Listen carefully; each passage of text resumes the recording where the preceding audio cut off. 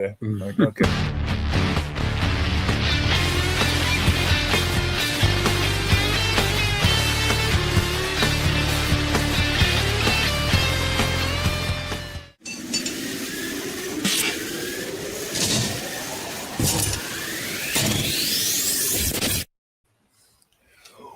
What is shaking, everybody? We are in the backyard for episode number. Fuck if I know. I don't know what episode it is. We just do them and put them up there. You can go to the YouTube page and check out the videos, check out the live streams, the past live streams. All the stuff we have is on YouTube. When's the last time I said like, subscribe? Like 3 weeks ago. I should probably fit that in occasionally. Just, I mean, if you want to, but if you don't, whatever. Keep on keeping on.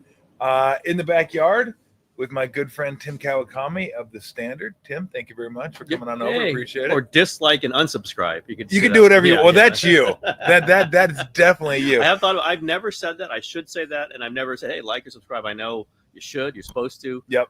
You got some microphone jiggling here going on. But we got Lou. we got animals.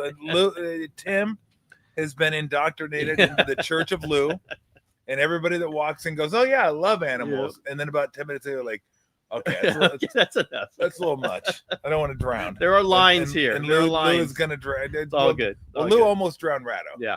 I mean, she almost drowned him. She licked him enough to where I thought, like we're gonna have to give Ray CPR here. Like Lou's knocking over cameras, attacking the production, messing up wires. Look at Lou. And then we got the bunny around here somewhere. The kitties may show up occasionally. So on that subject of unsubscribe and dislike, who has more blocks, you or Akeem? I think at this point I gotta have more because I just keep going and going. Yeah, you're probably right. A while. Lulu. So there she goes. Lulu, come here. If you just sit there, you're just fine. I don't want you. She won't though. She's not gonna just sit there, Tim. Okay. Come over here. Come here. Up on my. We need Ratto over here just to stand over the corner and have that Lulu attack Ratto while he stands well, there. The funny part is I'll have people come over, and I had Steve come over, and this is years and years ago. He came over to watch a football game. I love dogs. I love dogs. And he sat on the couch, and Lulu mauled him for a straight hour, like an hour, and to the point where he had a pillow and he was just holding it up over his head. I don't even know if he could see the game we were watching. So I was like, okay, let me put Lulu relentless. And she's 9. She's a shark. Yeah. She just does not. She's like a Houston Rockets wing, just like relentless. Exactly. It never stops. She's long. She gets after exactly. She can't shoot. No. That's what she cannot shoot. Thompson. But she hits the boards and she gets after never stops. Whistle blows, keeps going. Just keeps going. On defense. But no, it's funny because you're the one person on Twitter that I follow, and I don't follow a ton of people, but the one person that actively says, "Look, stop reading me. I don't want you to read me. Just leave me alone." Everyone else is just like, please read me. Please look at my stuff. Please like, please subscribe. Please do this. You're like, please go away. Just leave me alone. That is an interesting little world I've found. I didn't do it on purpose, but it's like I found social media. Obviously, we're all on social media. Yep. I'm active on it. Yet you have these people who seek you out and try to, they're bad faith operators or whatever in sports.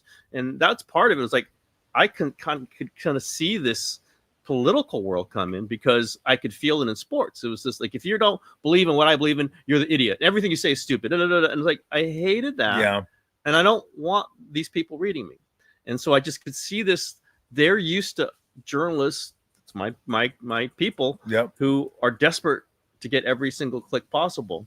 I'm lucky enough that I've never had that problem. The Mercury News, they were always like, it's weird though, Tim, but like a lot of people read you. It's like, should you be operating like that, or should you be saying it's great that people want to read you? No, they're like, it's got this weird thing that people are reading. Vibe. Yeah, I don't know why. Isn't that way you hire me? Like we got to change that. We can't have people reading you. Yeah, exactly. What are we doing? No, literally, I had someone pull me aside, like, we're not sure about everyone reading you here, Tim. What? Because I was writing about Kobe. I was writing about guys from LA. I think there was some like suspicion of that, but I have this thing. I don't know. I'm not bragging about it. Just I tend to write about things people care about. Yeah. And sometimes I write about them in a way that people react to, very one way or the other. And on social media, you get the flood of the negative. It's like, you know what? Don't read me that. Like, I'm never like, I learned that early, like from email. I get email from readers, and I'd send them an answer, and maybe I'd be a little snotty or whatever, and they just post it on a fan site or something. Yeah. Okay, you know what? Everything I do, just because of my position, could be seen. could just sit there. There you go. Could be like put out there in public. Yeah. So would I learn that on social media? Like, people know that I'm aggressive or whatever. I do what I do, but you can't ever get me on something I did wrong. Yeah.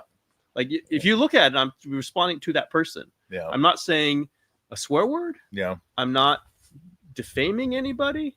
I'm responding to you being a jerk to me. Yeah. And so I always thought it this way, and someone told me this: everything you do on social media or an email can be used against you in a court of law. Think of it that way. So if you see that thing up there in a deposition and they're asking you to answer for it, you can be okay with it. Yeah. And if you want to look through it, and you're like this, like if you respond to somebody, it's not in a way that gets into the inflaming this argument. It's just like, okay, don't read me. Yeah. You can't get in trouble by saying that. Yeah. You can say, I think you're stupid. This is the worst thing. No, that just continues these weird, elliptical, impossible arguments. So I just say, you're taking this wrong. Don't read me. Yeah. It's pretty empowering at some point. Like, and maybe you can't do it most of the time. I can. People still end up reading me. And it's like, the way I say it's like, I don't want this list of people reading. I really don't. Yeah. And it makes the whole thing worse if you have these people become part of it, or you're trying to please them, or you're trying to make things where it's plausible that this discussion can go with their direction. I don't want to. Yeah. And there's other ways for them to go. Like in this world of social media or websites or, blogs, go read somebody else. Yeah. I'm pretty sure I'm going to be okay. Yeah. So, it's been this weird media world where I know people losing jobs and sites are going down and newspapers are going down and this whole bad.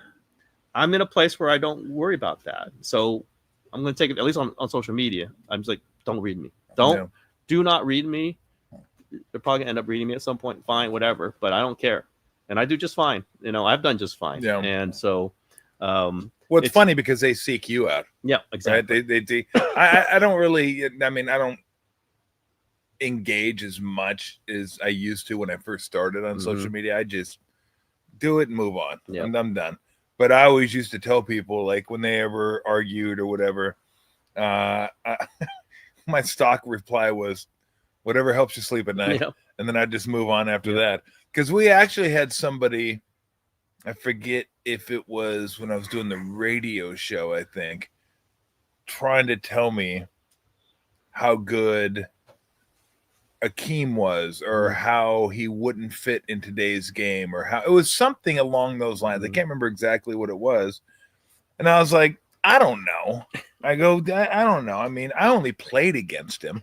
So what would I know about what would I know about the subject matter? Don't take it from me, who actually played. And I always hated pulling that card when I was doing the radio, because I wanted that to stand alone. Like, I was a sports fan. I've always been a sports fan. And there's certain things I know that other people can't know because I've been in locker rooms and all that stuff. But I never wanted to use that. Every once in a while, I got to pull it out. Just I'm like, okay, I've had it with you. Here's one thing. I'm done. Yeah. I'm done. We're done. This is it. If you don't want to listen to me, fine. But at least acknowledge that I know what I'm talking about in this certain subject, this category. But it's been, social media, I think, for everybody is kind of like, it's a necessary evil to push stuff out there. But I think honestly, most people that have the right intentions probably would rather not be on it if they didn't have to be on it. Some people like to be on it because they like the clicks, they like the notoriety, they like all that. But for people that just want to talk sports, read, all that kind of stuff, I think most people, if they didn't have to, they'd be like, nah, I'm done. Yeah, I agree with a lot of that. And maybe 3 or 4 years ago, before what happened to Twitter and X, I really kind of used it and I used to tell people, this is kind of how I think. I do have an active mind. So I kind of think through things at times on Twitter, on social media, or wherever I'm going to be. And you can see me work out stuff. And then if it's an idea that 5 people are trying to shout down, can I defend it? Yeah. Now, I don't try. It's not as good anymore to try to do that. It's just Yeah. it's so angry. It's Yes. so But at times I do it, and maybe with a, I'm trying to think of a non-crazy topic, but I went Niners Warriors, and you can't do that. There's no non-crazy topic. But at some point, you do want to be able to work. I like working stuff out. Like I used to say, if you want to see how I write a column, just kind of look at the 5 tweets I sent out over the last 24 hours on this topic, and I'm kind of working it out. Maybe less so now again, because you're going to get 15 incels shouting at you. No matter who you block, you're still going to get the incels. And believe me, they're on the Warriors and 49ers fan base too. Yeah. A percentage. Not, and I do always have to be careful, because it's a loud percentage. It's not the whole thing. It's not even representative of a 25% of thing, but it's there. It's absolutely there. It does drive, like, some of the coverage, does drive some of what people think.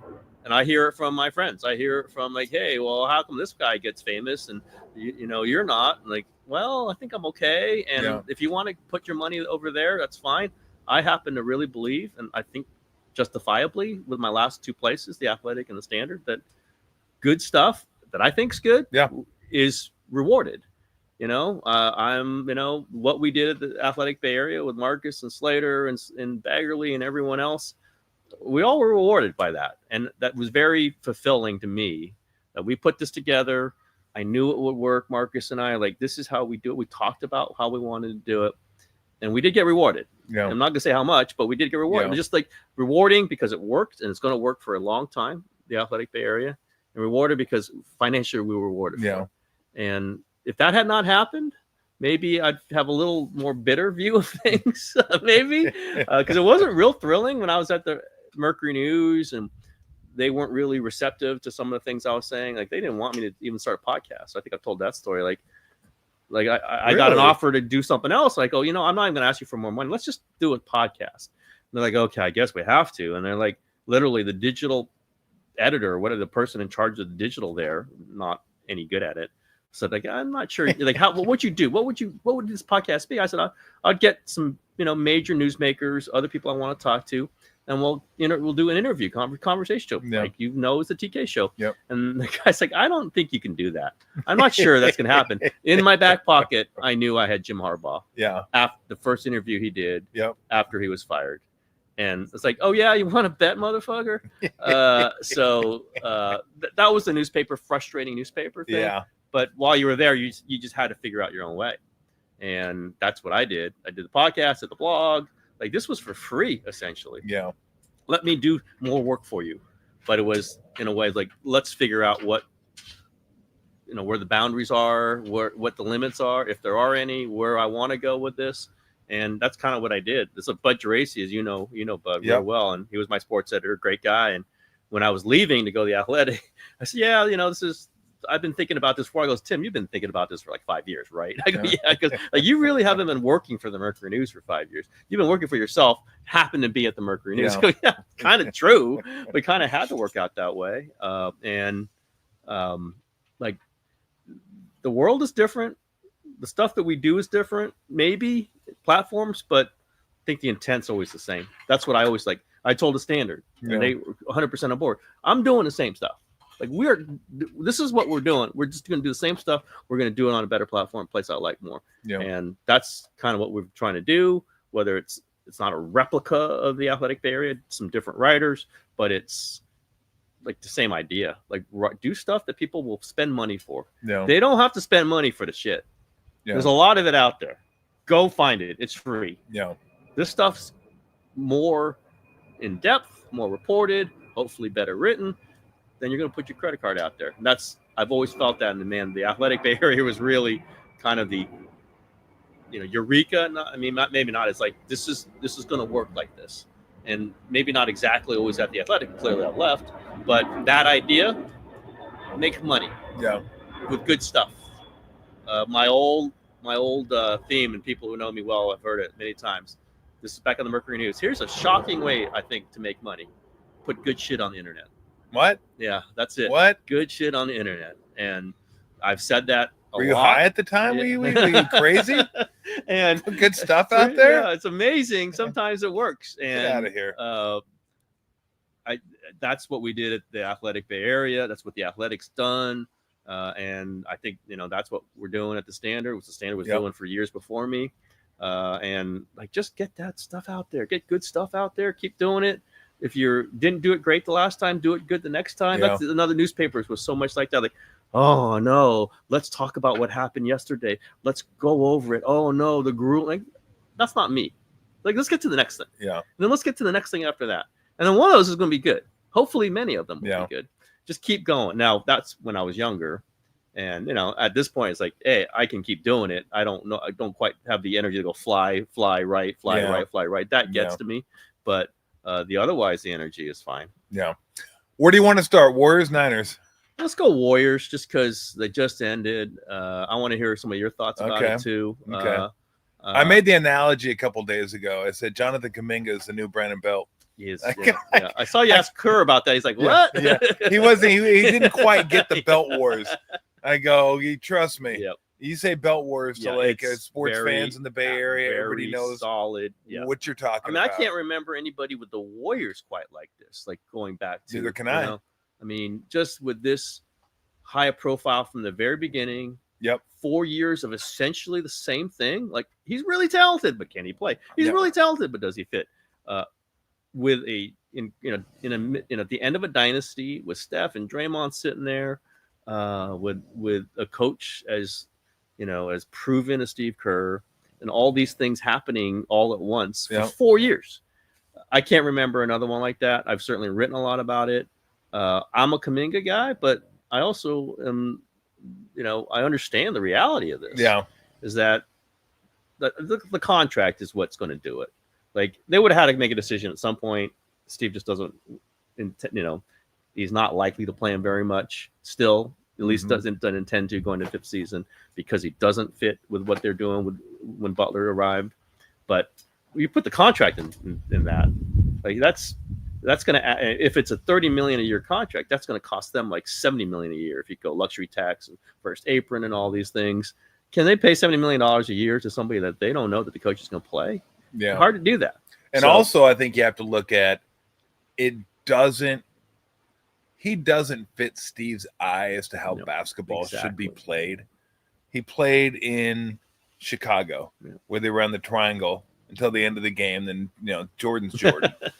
Kuminga ain't Jordan. For those of you that ain't figured that one out yet, he's not Jordan. I don't know. Somewhere I see he's better than Jordan. He played for Pop, who was about ball movement, player movement, maybe not as much as Phil, but very similar. And Steve was a role player in both of those organizations, and he understood like what it meant to players to have the ball move. Even if you weren't taking the shot, you were swinging the ball, you were setting a screen, you were involved in the offense. Guys, exactly. Everybody understood, and that's not Kuminga's game. Kuminga's game is get the ball, square you up, and go. And sometimes it's a good decision, sometimes it's not. He's not a great rebounder by any stretch. He's not a playmaker, but he can score. And he can, if he ran all the time and if he hit the offensive glass and ran, he'd get 10 points a game just off that. But the problem is for me, and I tell people, it's not one or the other. I go, just because Steve doesn't play him doesn't mean he's not talented. He is talented. And just because Steve doesn't play him doesn't mean he couldn't play a little bit and kind of fit. I go, there's a huge gray area, but everybody's turned this into Kuminga's incredible. The Warriors are screwing him by not playing him, and Steve doesn't know how to develop rookies, which I'd say Brandon Pajemski's done okay under Steve, and he plays a different style, right, than the Kuminga. Or he doesn't fit in here, he doesn't know how to play the game, and he can't play, which isn't true either. There's a huge gray area in there somewhere. And it's okay to have a good player that doesn't fit somewhere. When Steph Curry's your guy, you want certain players around him that play a certain way, and that just doesn't, for my money, doesn't work and doesn't really fit Steve's eye anyway. So it will be interesting, but the money is obviously going to be a huge factor. That's what's going to decide. And it would be tense and weird even without the money. Yeah. Because it's been 4 years. I mean, it's literally been 4 years. I mean, the clock has run on this, but the money is what, like, when Steve says, he told me, like, I just can't see him playing 38 minutes in a game, and that's if you're going to pay $70 million is again with luxury taxes and all these things it's going to take and freeze what they can do because they'd go into the apron and all these other things. How can you do that if the coach isn't going to play him regularly, at least at this moment? But there's, Joe Lacob loves him. Had him sitting next to him in the Valkyries game. Joe likes rising assets. Like I get that. He loved Wiseman. He likes these. He does not like to burn assets, and I understand that. But I think Steve's saying proof of concept with 24-8 when Jimmy Butler arrived. Like we were playing Kuminga in Steve's mind. He was fine, but we weren't a great team no matter what. Like give me the set of games where Kuminga made them a good team. He's had individual moments, but not one where, okay, John Kuminga, now you're good. And then Butler arrives while Kuminga's hurt. They take off. Jonathan certainly does not fit with Butler. No. And the numbers are decent in his minutes with Steph, but I'll just put it in that locker room. The feeling is that he does not really fit with Steph that much. I'll just put it that way. Or that it's a little bit of a struggle. And there are other players who fit better with Steph. And I don't think it's a shock that one game where Steph's like Steve was playing Kuminga in the fourth quarter and Steph said, get Santos in there. Because it's just a movement, a versatility. And Guy knows who he is. Yeah, exactly. Right? You know exactly you know exactly what you're going to get from him, right? You need certain things going to put Guy Santos in there. Not everybody has to be a star that can score and do everything. It's like you need role players. I'll need him over there, and then moves over there, and he's going to move over there. And defend this guy, and then rotate correctly, and then defend that guy. But it just is. I understand the logic of this. It's like the value is that he's good in some unattainable way for the Warriors. Like they can't move themselves to make him valuable enough. Even in the playoffs, when he was scoring, they were losing points every single time he played. Again, I say this as I like JK. I talk to him all the time. I think his talent is obvious. I think it's just they can't fit that into what they're doing. And I don't know that would you tell Jimmy Butler and Steph Curry, say, you know what, we're paying him so much he has to play, and you know what, if it screws us up for a little bit, who cares? How do you say that? How do you say that to Draymond? The practical element is that if he had a spot on this team, it would be power forward. As Steve has kept saying, he's a power forward. Well, part of that communication is Draymond's a power forward. It's hard. You can't play those guys together unless Draymond's a 5 and Kuminga can shoot the ball, and he's an erratic shooter. So all these things are in this mix. It's this fast. It gets a little tiring sometimes, but it's real stuff. Like it's real issues. If you don't believe the real issues, like in the side of that Warriors headquarters, it's an issue. Oh yeah, because Joe Lacob and other people in the organization really like Kuminga. They really like him. But the other thing is, I think, and I've written this, Joe liked Wiseman even more. Like that was his baby, the second pick, 7-footer, going to change the way they play. And we know, like they've had daydreams of playing differently. Like at some point we're going to play differently. We can't just play this way. And Wiseman, and to a lesser extent, Kuminga, were going to be those ways. They still traded Wiseman. Like they still did. Like at some point, Joe Lacob is not a crazy man about that kind of stuff. I think he traded Wiseman thinking Wiseman was still a great player, but he still did it for Gary Payton II. A guy who absolutely fits with what they do. I think they'd want obviously more for Kuminga than that. We'll see. Can they get something usable? Can they not blow up what they're doing with a move? That probably I would think they're going to get like a middle tier player, connector. Steve loves those connectors. Yep.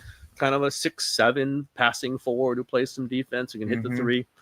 I don't know what that list is, but I just think where they are, who they have, and I guess I'll be harsh even when I say a Kuminga person. When you do talk about him as, okay, if they're ever going to have any of this 2-timeline thing, he's the guy who could be their star after Steph. I don't think he can be that star. I actually don't think that now. I think on a championship team, he could be your 4th best player. 3rd or 4th, I was going to say. Maybe 3rd. Yeah. I still think 4th. It was funny when Wiseman, I remember one of the first things I saw online from Wiseman, it was him working out in the gym and hitting 3 after 3 after 3. I'm like, fucking great. We already got enough of those over here. We already got enough 3-point shooters. We don't need a 7-1 guy that can like shoot threes. It's like super skill. We need a guy who knows how to play, who knows how to like and that's the problem. The guys that they drafted, you wouldn't really call them, and I hate saying this because I'm not saying they're dumb, but they're not instinctive high IQ basketball players. Because Wiggins was the same. Wiggins was and is a really good player. The game doesn't come easy to him. He's not an instinctive back. He doesn't just get like balls here, I got to be here. When am I going to cut? When do I rotate on defense? How do I weak side? Okay, got this. It's like takes you kind of a half step to recognize what's going on. And I think that's the same thing with Wiseman. He only played 3 games in college. Kuminga, who didn't play in college, played Ignite. And I brought this up yesterday to a buddy of mine. I'm like, you look at Kuminga and like grasping the game. It hasn't been easy for him. He played for that Ignite team. And I'm not saying all those guys are like that, but Jalen Green played for that team for Houston. He's a guy that's ultra talented, ultra athletic, but I don't get the game comes easy to him, like just understanding the game. And the other thing I'll get your thoughts on here. People were always upset with Steve for not developing Kuminga and developing Wiseman. And I tried to explain to people, when teams are going for championships, they don't develop young players. The goal is to win. And if you develop them along the way while you're winning, perfect, great. But they weren't the Rockets at the time who said, look, we suck right now. Let's throw everybody out there. If we lose, that's not the worst thing in the world. Let's develop these guys. That's our priority. For the Warriors, their priority was winning. And if you could develop, that's great, but not at the expense of winning. You're going to walk in there and tell Klay, Steph, and Draymond, hey, we really need to play these guys 25 minutes a game. They'll be like, do we really need to win the game against the Thunder? Do we really? Tell Draymond that. That'd go over really well. So, unfortunately for the young guys, it wasn't an ideal situation for them because they didn't get the runway number 2 picks get, number 7 picks get. They didn't get that. So it's just been a bumpy road for everybody. And a lot of it is nobody thought Steph would be this good this late in his career. Nobody thought Draymond would be the viable defender, first team all defensive player this year on the first team all defensive. Klay went down a little bit, but that's kind of what you expected. 2 leg injuries. Exactly. Leg injuries, And the other ones, maybe not to that extent, but you expected some decline. Steph can still be the best guy on a championship team. Draymond can still be a major player on a championship. So now at that point, you're like, well, shit, we're still viable. We can't waste minutes. We got to try to win every game. And that's where they've been in the last couple of years. They started out slow, so they had to like win every game. So it hasn't been a perfect scenario for anybody. And I feel bad for a guy like Kuminga because in a better situation, he'd be in Houston or Washington or Charlotte or wherever, playing 30 minutes a game, learning the game, and seeing what ultimately he could be as a pro. Although, you know what, Houston, those minutes are not easy there. As we saw. Now they're not. And they were 3 years ago. I guess they were 3 years ago. But, I was watching Reed Shepherd. We watched him pregame and go, this guy looks pretty good. He's not getting no minutes in the playoffs. Cam Whitmore, these are guys that like Cam Whitmore is a potential very parallel with Kuminga. Yeah. Like incredibly athletic, not much college basketball. He had 1 year, Kuminga had none. But how does that fit when you're not the greatest athlete on the floor? Yeah. Because there are other guys who are more athletic than you. Yeah. I will say about the young, I hear that all the time, and clearly they've had 3 lottery picks. They've hit on none of them. Moody's going to have a nice career, but he's not which you would have imagined or hoped, and knowing that there were other guys behind him that might have been better picks. Trey Murphy being the obvious one. It's in that locker room again. This, like they say this, like Steve is tough on young guys, but name me the young guy who they've gone through and has not developed and they've moved on from, who's been a star elsewhere. Like Jordan Poole, maybe, but that wasn't Steve. We know that wasn't Steve. That was Draymond. Like they had to move off of Jordan for 2 reasons. Well, Draymond and Klay. And I've heard this more and more, that Klay was not comfortable with this guy pushing him and pushing him and pushing him. And Klay thought, I've earned this starting role. Why is this guy keeps saying that he should be the starter? And not publicly, maybe, as so much as just in the way he carried himself. And that's fine for a young player, but they couldn't keep that guy who got punched by Draymond, not his fault, and who was making things tense with Klay. And so that's Jordan. Whatever we think about where his career is now, I wouldn't put that on Kerr. Yeah. But Jacob Evans, James Wiseman, whatever, all these other guys, it's noted in there that these guys who have not done well, young players, but under Steve, have not exactly gone elsewhere and flourished. Yeah. And I don't know that Kuminga would. I think he might score some points. Yeah. But I think it might be one of the, we've seen guys get a ton of minutes with the Hornets and been bad. Yeah. Or been okay. Well, Poole statistically this year has been okay. Yes. We're the Wizards. Yep. Wizards stink. So, I mean, look, you've watched the game even longer than I have, but I know this playing the game. One of the veterans told me, he goes, Tom, even on shitty teams, someone has to score and rebound. Absolutely. So I always caution myself when I watch a team that's a bad team and somebody puts up big numbers and somebody says how good they are.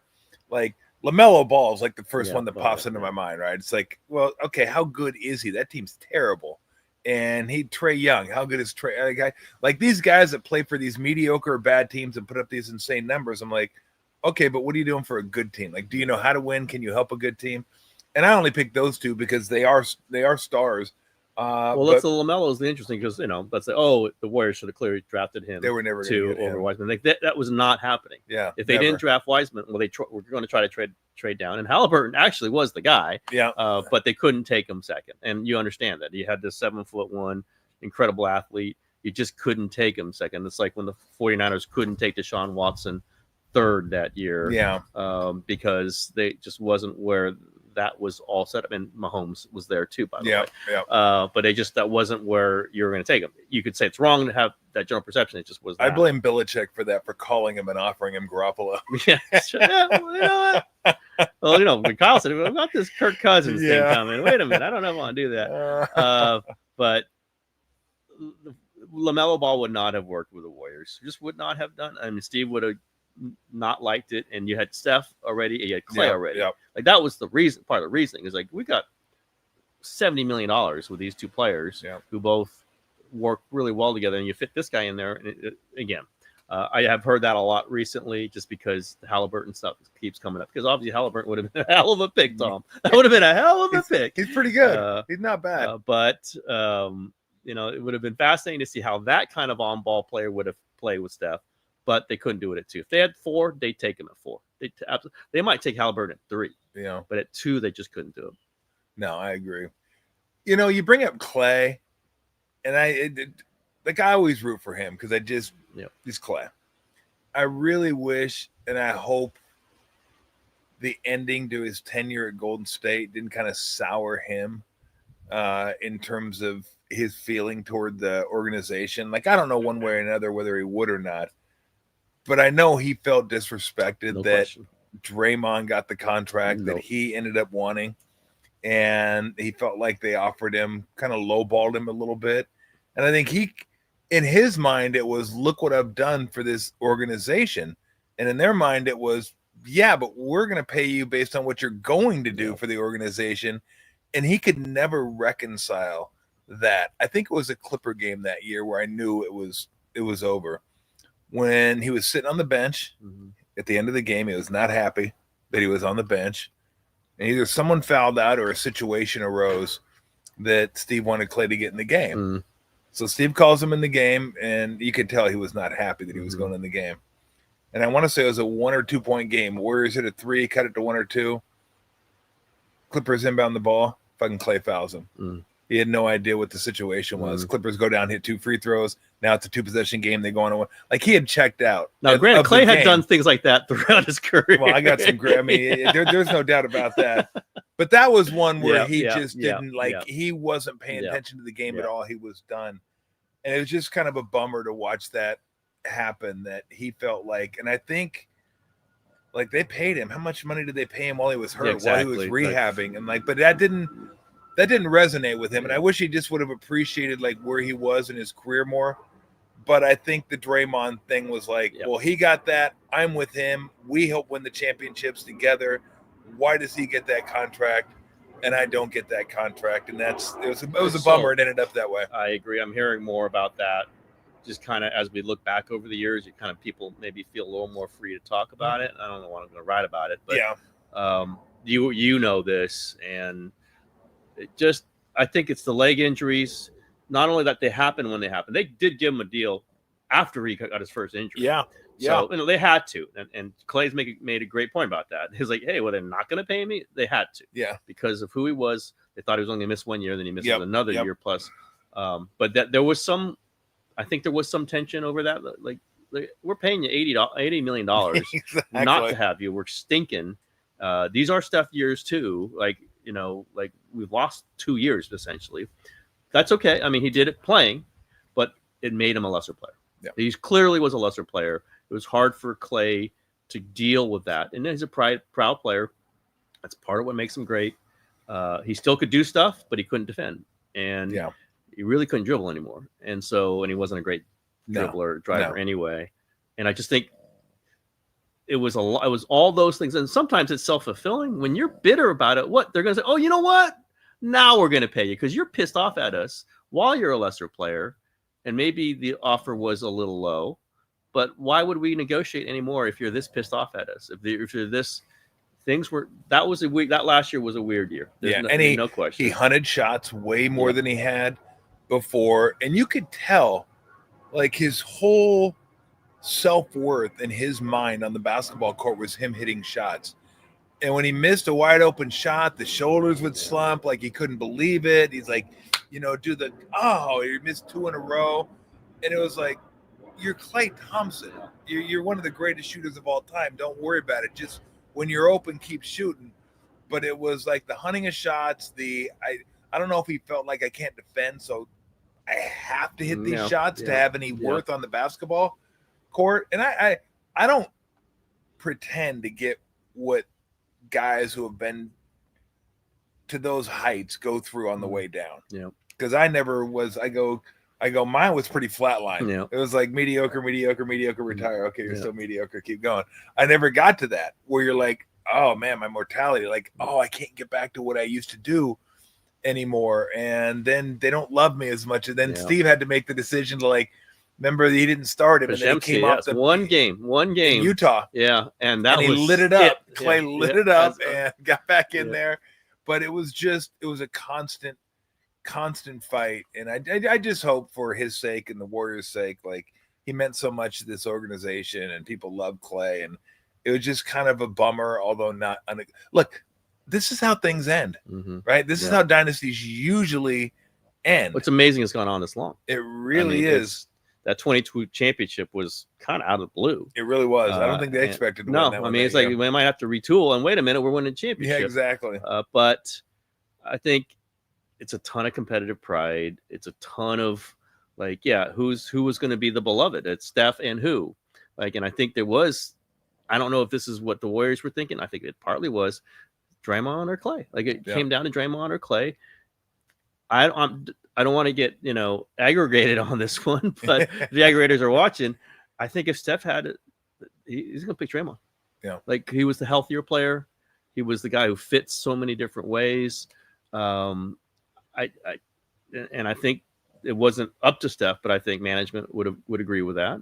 They kept Draymond after he punched Jordan. Yeah. They kept Draymond after he got suspended twice by the league. And at some point, I think if he had hit another player that year, I think he might have been like, "You're done. You are done." By the way, player. I think the Warriors.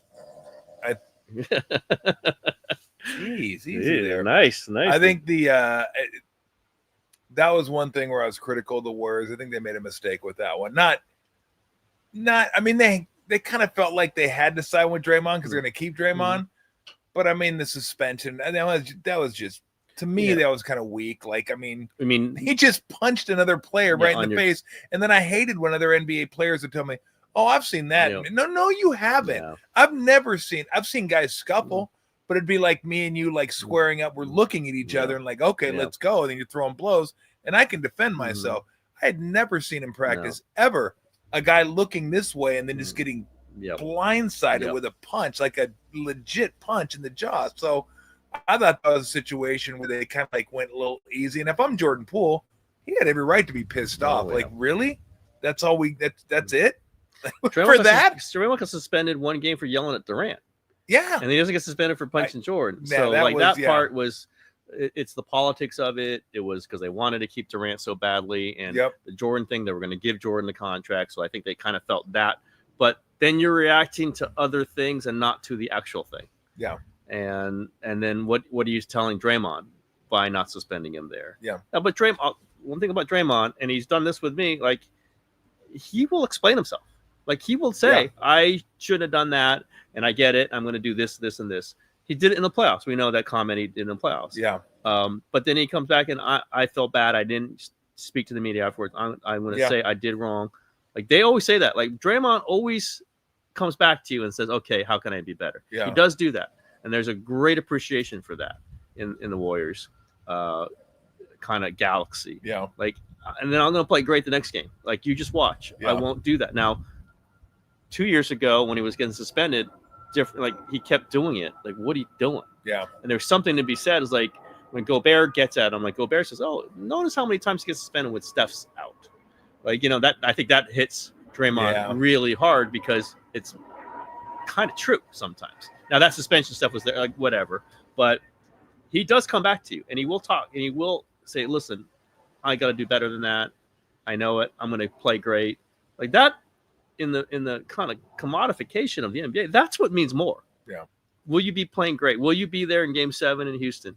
Will you be locking down Şengün when everything matters? That's what Steph Curry values right there. That's what it is. When you talk about what this dynasty and what Steph's leadership is about, and Steve obviously right there too, it's who's showing up with me because I know I'm going to be there. Yeah. Who's with me? Klay was there for him, obviously, in many great moments. Draymond's still there with him. Yeah. Absolutely still there with him. That's why they love Jimmy so much. Because Jimmy's there. He's like, where's the battle? Let me go with you. Yeah. And I'm going to be leading the way with you. Wiggins, not so much. Like, that's the point. I wasn't sure about this trade. I mean, obviously, Butler was the better player. They got him for not that much. So I was all for that. Yeah. And if they're going to pay extra money, that's Joe Lacob's money. What the hell? It's only 2 years. The part I did not really fully get into, and I'll give Marcus always the credit for this. It's like I was like, Wiggins is still a pretty good player. Like he's really liked in that locker room. Mm-hmm. Miami wanted. That's why they did this deal. Like they wanted Wiggins. That's why the Warriors could do this deal. It's because Miami wanted Wiggins. But Jimmy Butler walks in, and that team is different. And then Marcus said, "That's the value of stardom." Like Wiggins is not that player. Is Butler 2 notches better than him or 3? I don't know. But those are the most important notches in the world. Yeah. Because he can go get the ball and say, "I'm beating my guy." Yeah. Damn it. I don't care what you're going to do. And Wiggins will get, you know what? I'm going to pass the ball. Yeah. And Jimmy's like that, you know, the playoff game, you know, like Draymond, you stop Şengün and I am fucking getting that rebound. Yeah. And Wiggins, that's not, you know, again, not to play down Wiggins. It's just that a lot of players are like that. Yeah. The difference is when you get to the guy who's 3 or 4 notches above, it changes because he's got those 4 notches are all the notches in the world. Well, I think that to me is why I hate comparing players because I almost feel like you got to rip one guy to say you like the other guy. And I like Wiggins. Yep. I do like Wiggins. I'd like, you know, I was in that locker when they traded him. They were very sad. I like him. He's not Butler. And if somebody were asking me what's the difference, I'd go, well, Jimmy is an instinctive basketball player. Like he gets it. Like he's ahead of the game. Wiggins a little bit behind the game. Mm-hmm. Doesn't mean he doesn't have value. Doesn't mean he's not a good player. He's just a little behind the game. And Butler isn't. I didn't appreciate that until he got here and I got a chance to watch him every game. I'm like, oh shit, now I get it. Now I get it. And I'll circle back on Draymond. The one thing about Draymond that I think people miss a little bit, because everybody's always Draymond can't keep doing this. Draymond keeps putting his team in peril. Draymond's choking Gobert. He's slapping Nurkic. He's stepping on Sabonis. He's doing this. And I go, like, I get it. But you got to take the whole package. Yep. This is what makes him who he is. When Bumgarner was pitching here, I hated the fact he had to be the sheriff of baseball every time he went out on the mound. I was like, bro, just pitch, okay? Guy's upset that he popped one up to second. He's mad at himself. You don't need to yell at him when he's running down to first, but that's who he was. Like, that's why you get what you get pitching 5 innings in relief in Kansas City. Like, he has that attitude, like, fuck you, you're mine. And Draymond has not that attitude, but an attitude of like, look, I own you. I'm gonna do this, and I'm intense, and he goes over the line. But I'm not gonna say you can't have one without the other. But with Draymond, that's the package. That's just that's why you have, Steve always says this, and I agree. That's why you have the 4 championships. Because of a guy like Draymond doing what he does, and you'd like it to be like all positive, 0 negative, but that's just not gonna happen with him. It's just not. I totally agree. Put another he's never made $40 million. Like, yeah, through all this stuff we talk about, he's making 28, 29, whatever. It's a lot of money, but partly because he doesn't score a lot, but also partly because of all this stuff. He's making the max for the max that he could have extended for, but it's never been 40, 44, 46, 48. Like Klay got, and obviously like Steph's gotten.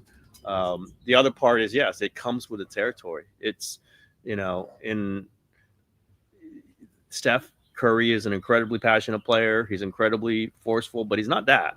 He's not Draymond. No. And it's just the yin and the yang, the way those two guys operate together, that has been the balance. It's been, what has moved this franchise ahead so far. Put Kerr in there too, put Klay in there too, put Iguodala in there too. Yeah. But it's been Steph and Draymond. And I think that we get back to Klay when we're talking about Draymond.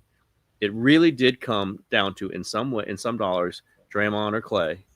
And as I wrote, they picked Draymond, and there are no regrets. Yep. Like, even during the suspension, well, maybe a little bit during the suspensions part, but not that much. Like, this is the guy, and Klay was still on the team at that point, but this is the guy that, in many ways, obviously the Steph brilliance, the Steph composure, the Steph grace, but like, you look back on this dynasty, I think you're going to look back on Draymond, at least the 10 greatest moments, like 4 of them might be Draymond. 6 of them are going to be Steph or whatever, but got to put Klay in there too. But just that I'm not backing down. Yeah. I'm going right at it.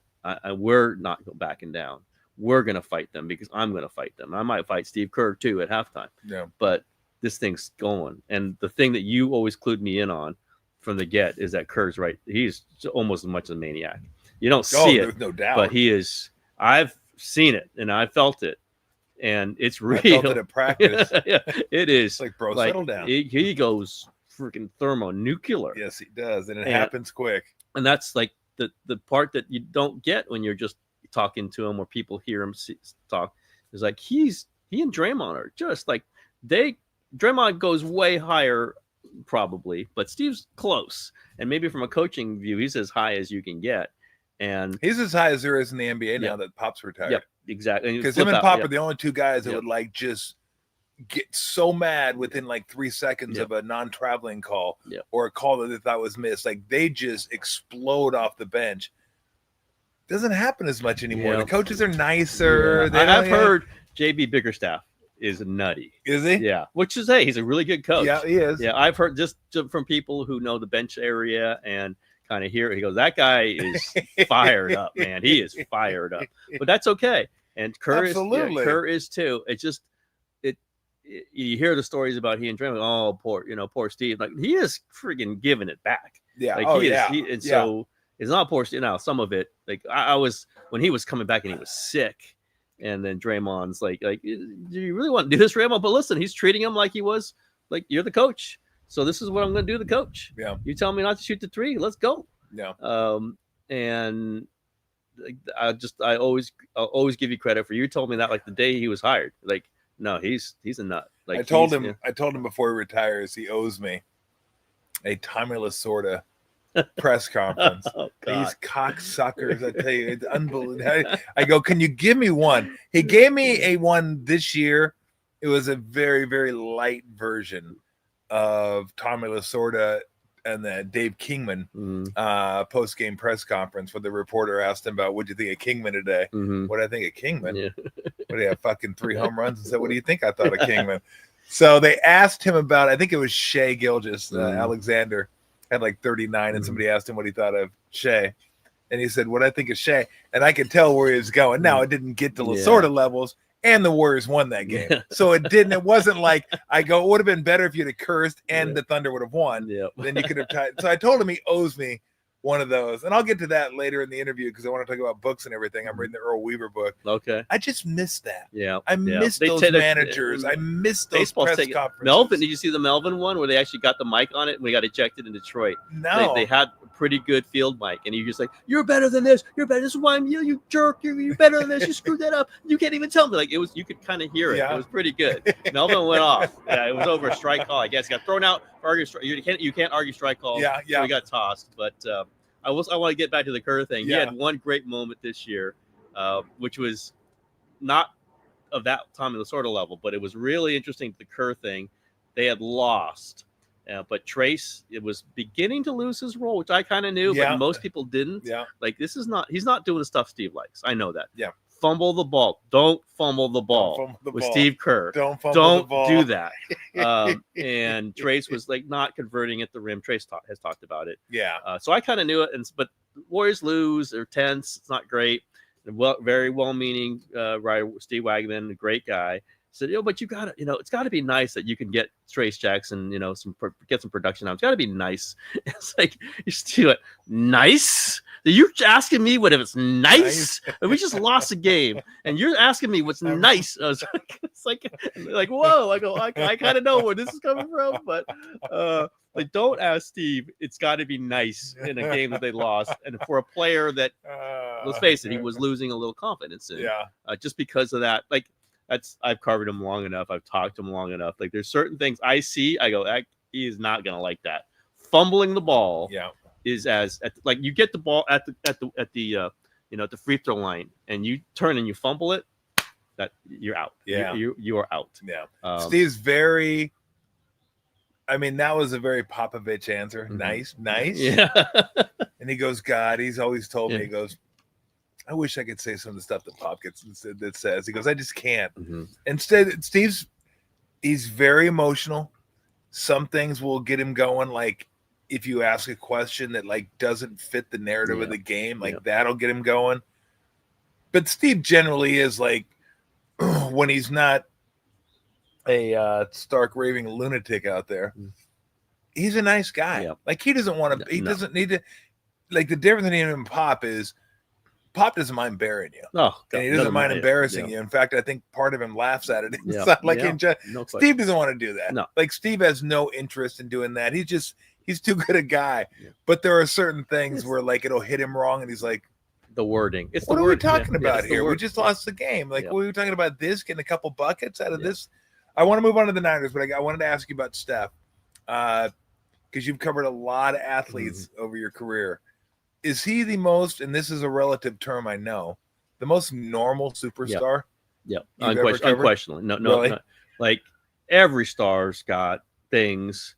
They live a different life, but within that context, Steph is like someone you could just see walking down the street. Like, if he wasn't Steph Curry. Yeah. But someone who like, he does like remember the question you asked and he asks you about it. And he's like, he notices things that most stars, they just like, they see the world. That's it. You're in their viewfinder or whatever you are. And then you're never thought of again. That's what I would think. Steph is constantly aware of things, constantly noting things. Yeah. And it's not just the game, it's other things. And that's empathy, right? That's like you look, and I'm not saying he's done this, but I'm saying, using an example, like you look different today or you look depressed today. Like, I'm not saying that he's ever said that to me. I'm saying that's something, let's say, Chris Paul wouldn't do. Now, I've talked with Chris. I like him. But Chris is his thing. Yeah. And Andre Iguodala, same sort of thing. Unless you're talking about golf with him, which I would do a time or two. And it's just not, they don't think about it because their world's so big, their thing's so big, they just nothing else matters. And I get that. But Steph is like, what's going on with you? Like there is so much more in that. So much. We were talking a little bit beforehand. I was joking that some coverage I laugh about. It's Steph is great. And then the next day, how great is Steph? The next day, here's why Steph's great. Steph doesn't necessarily want that. Yeah. I don't think. Yeah, no. I think he wants like, what's different? Why am I doing, like he likes it when you he does like that. Because I do notice shit like this. Like, why are you sitting there? Why is your warm-up different? Why is you doing more with your left hand than you've been doing in your past? That's the stuff that he kind of likes talking about more so than, oh, you're so great. You changed this great. They changed the game, and then this player worships you. In the Olympics, you are this. Like he doesn't necessarily like talking about that kind of stuff. Yeah, like the Olympic stuff. Well, even with Steve, like everybody who came through had to get you coached Anthony Edwards in the Olympics, and what did you get from him, and how much did he get? And Steph doesn't love that stuff either. Even like when Anthony Edwards talked about how he learned how to shoot the three from Steph, he did not learn how to shoot the three from Steph, but he wanted to compliment him. And you watch Steph, maybe you do learn stuff, but the kind of gratuitous stuff, I don't think Curry. Like maybe some other stars kind of like that stuff. Not everyone, but some. Steph, it's just kind of he wants to talk Carolina Panthers. He wants to talk Scottie Scheffler. He wants has these other interests that are normal conversational stuff, and I don't try to force it on him. Like there's so many other people. I mean, Steph Curry, but like. He will like, oh yeah, last time you asked me about this, but that's your guy and my guy, and like you'll have those kind of conversations. Now Durant's totally different guy. Durant's kind of like has these other interests. He likes talking about photography or the Washington the Commanders or whatever. Different guy. Not saying they're the same, but some guys you can have these other conversations with, and some guys you can't. And Steph is just like he's just a guy who happens to be blessed. 1,000 times more than anyone else has ever been blessed shooting basketball. But there's a reason why everybody comes through there. Every player goes, "This is the greatest guy I've ever." Like it sounds schlocky. Yeah, it sounds like it can't be all true.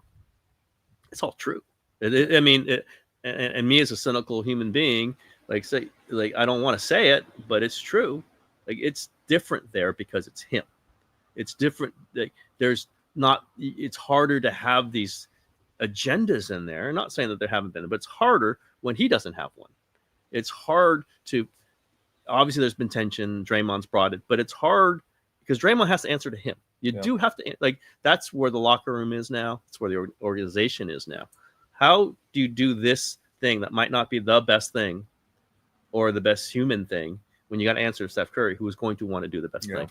And that's a great thing to have. There just aren't. What other figure? Duncan. I mean, obviously Steve dealt with Duncan. Duncan would be the other one. I don't know how many others there are in modern sports. You can say like that. I look at Steph, and I haven't really gone in depth with this, but I thought I wonder if he's the greatest. Certainly one of the greatest, but the greatest face of a franchise ever. Because I look at Tim Duncan, and I go, great face of a franchise. But he didn't want to put himself out there like Steph did. Michael Jordan, arguably the greatest player of all time. I mean, that's a great face of a franchise. He's making you a bunch of money. But he was apart from the rest of the Bulls. Like he did his own thing. I think there was his documentary. He was his own brand. He was his own entity, right? I'd say Magic. Magic definitely, but Magic had some issues too. Oh no, coaching, But that's the thing. Yeah. Steph's never had those issues. Like I agree with you. Magic, and he's my favorite player growing up. My favorite player of all time. It just you look at the whole package. Like you look at how great Steph is. You look at how personable Steph is. You look at a guy who doesn't mind representing the organization and putting himself out there. Like I always look at a guy like Trout and Posey, and Posey won the championships. Trout hasn't. But those guys just wanted to play. Yeah. They're like, I don't want to deal with the other stuff. Just let me play. And they both represented their organizations and fan bases and teams beautifully. I mean, those are the guys you want. Guys that just want to go ball. I don't want to deal with any of the BS. Just let me go do my thing. But Steph will do some of that stuff to promote, himself, not necessarily himself, but the team and the organization. And he does it with such a charisma that he enjoys doing it. Like, I'm an Angel fan. Trout has no interest in doing any of that. Like, he just wants to play when he can play. Come back, Mike. We love you. 10 more games. I don't know. But he might be one of the greatest faces of the franchise ever for everything he's done, and then the stuff he hasn't done that causes like I don't know how you would put it. It casts a negative light on the organization. Yeah, something like that. Where you're like, you're going to call it 3. You never have to worry about a 3 a.m. call about Steph Curry. So it just I was like, I have heard this from old baseball guys. Certainly didn't ever cover them. That Musial was like that. Was he? Yeah, in a different age, different time. Yeah. I don't know what media thinks, but everybody who went through there loved him, and everybody on the team knew he was the guy. Yeah, but he wasn't self-effacing. He was self-effacing. He wasn't like everybody. Look at me. Now I don't know that. I didn't cover him, but when you start talking like this, I hadn't really thought about it. The name I have heard, just like the guy, that's it. The franchise, and it wasn't any problems with Stan Musial. And obviously incredible player. Yeah. But, I mean, I'm sure there are other examples, but that's the one that comes to mind from what I've heard from other people. I'm trying to think. How many superstars are one of the guys? Yeah, exactly. I mean, just start there and then kind of work your way out. Brady, certainly not. Yep. Montana, no. Yep. It wasn't a long enough career. I think you can compare it to Curry's. Bonds. Probably not. Do we need to say no? Probably not. Do we need to say no? But the Posey thing is the right point. Like, he didn't want the larger. He just wanted to play. And like I wrote a piece where I compared the two. They debuted like a couple months between each other, and they're very similar age. Wow. From the South, like all these things. I wrote a lot about it, and they both were talking to it because they both kind of see these similarities, but not the Steph presence. Both Under Armour, by the way. I don't know, like NFL. It's hard. Those careers are shorter. It almost have to be a quarterback, but quarterbacks are separate so often. Yeah, I don't know. Peyton in Indy, I don't know. Maybe something like that. Yeah, I don't know. Yeah, I'm not close enough to that. I don't know. I just don't know how you could be better than Steph. Yeah, as a face of the franchise for an organization. I mean, look. I think Mahomes is going to come close. Yeah, I think you're probably right. Yeah. And the only reason they have Chase is Steph.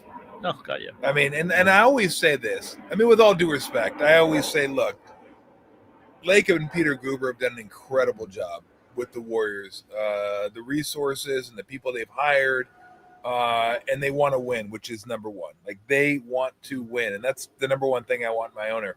Bob Myers, Steve Kerr, now Mike Dunleavy, Rick Welts. I mean, they've had an incredible group of people over there. And I give them their all due respect. I say, let's never forget one thing. Steph Curry predated all those people. And if Steph Curry isn't there, then a lot of this stuff more than likely does not happen. And they're still playing in Oakland. They're not playing over in so that's how much Steph Curry means to an organization. Now, Steph probably would not love the idea that not for him they would still be playing in Oakland because he kind of like Oakland. I know. But hey, so do I. After the game, I was home in 7 minutes. You kidding me? I loved Oakland. That's where I played. Exactly. But I know your point. Great pot smell too when I was playing back in the day. It's incredible. The old Oracle Arena. My exactly. God. But I think the point is like the later years at Oracle were kind of like it was the tech bros because they had moved in, the ticket prices gone up. So people ask me like, "Oh, the playoff is the atmosphere different at Chase than it was at Oracle?" Similar to the end of the Oracle term.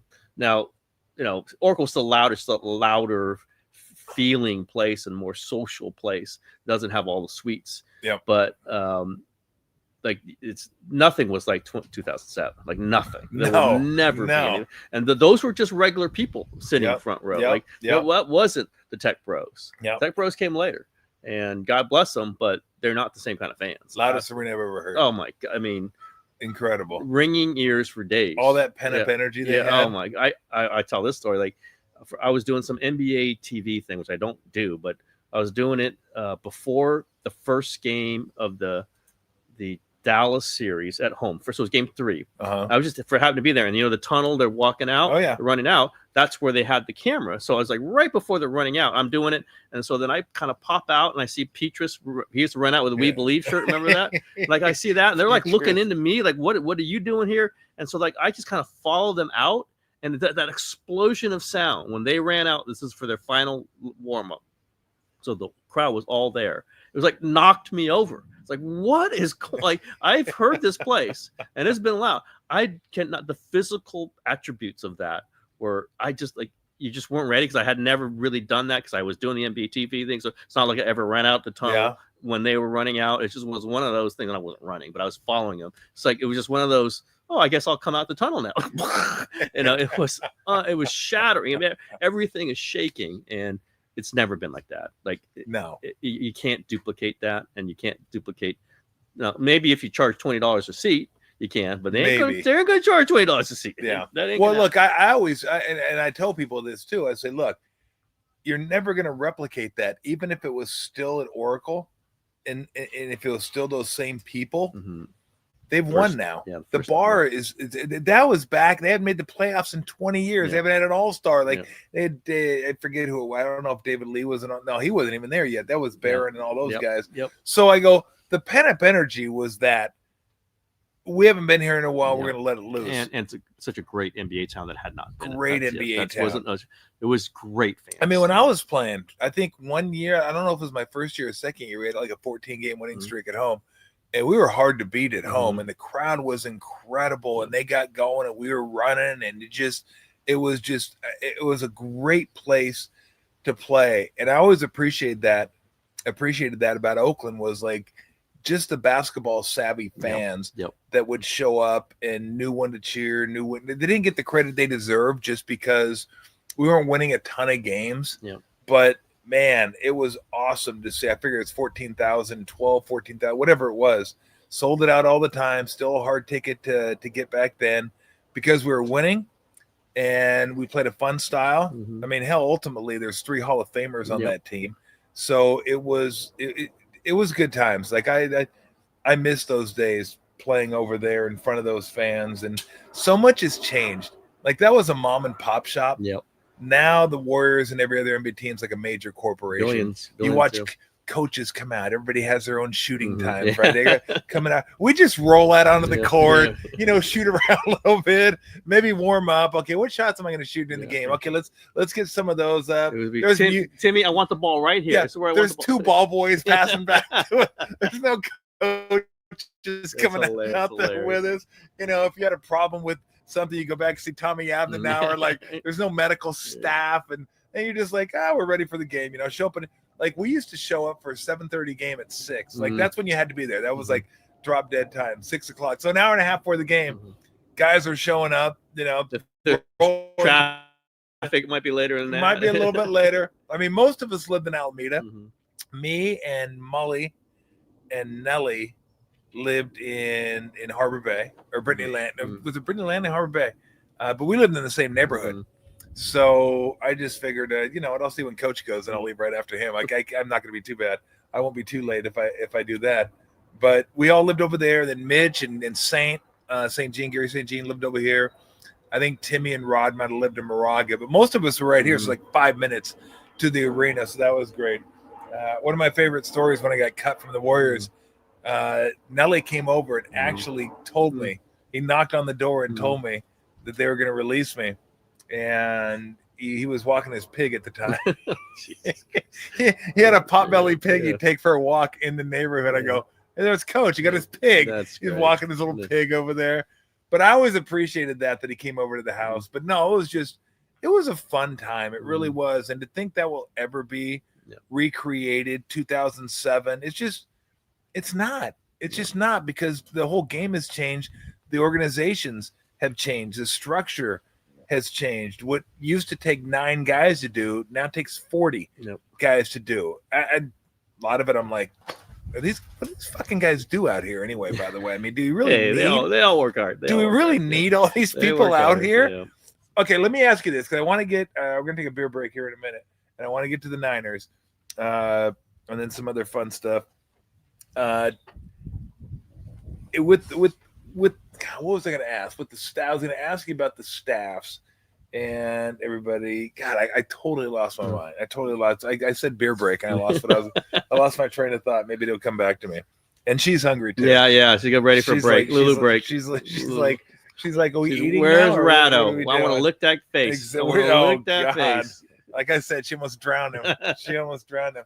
All right, you guys ready for a beer break? Throw out the beer break sign, and I'll go feed Lou, and then we'll come back and ask Tim about the 49ers. Fort Niners. Niners. We'll get to Brock Purdy and the Niners' chances this year and the schedule and all that You don't kind have of your stuff. sign from Friday? Oh, I don't. I had my sign that it just said "beer break, bitches," and I just like a drive-in movie theater. Well, because I didn't know, I set everything up by myself back here, which was like, we'll see how this goes. We'll see if this ends up working out, and it ended up working out okay. But I didn't know if we'd have the Homer Simpson beer break sign, so I made my own sign. I'll bring it back out here for everybody to look at, just in case. So, all right, we'll come back in about 2 minutes. I'm gonna feed Lou, grab a beer, and get some fresheners for everybody. All right.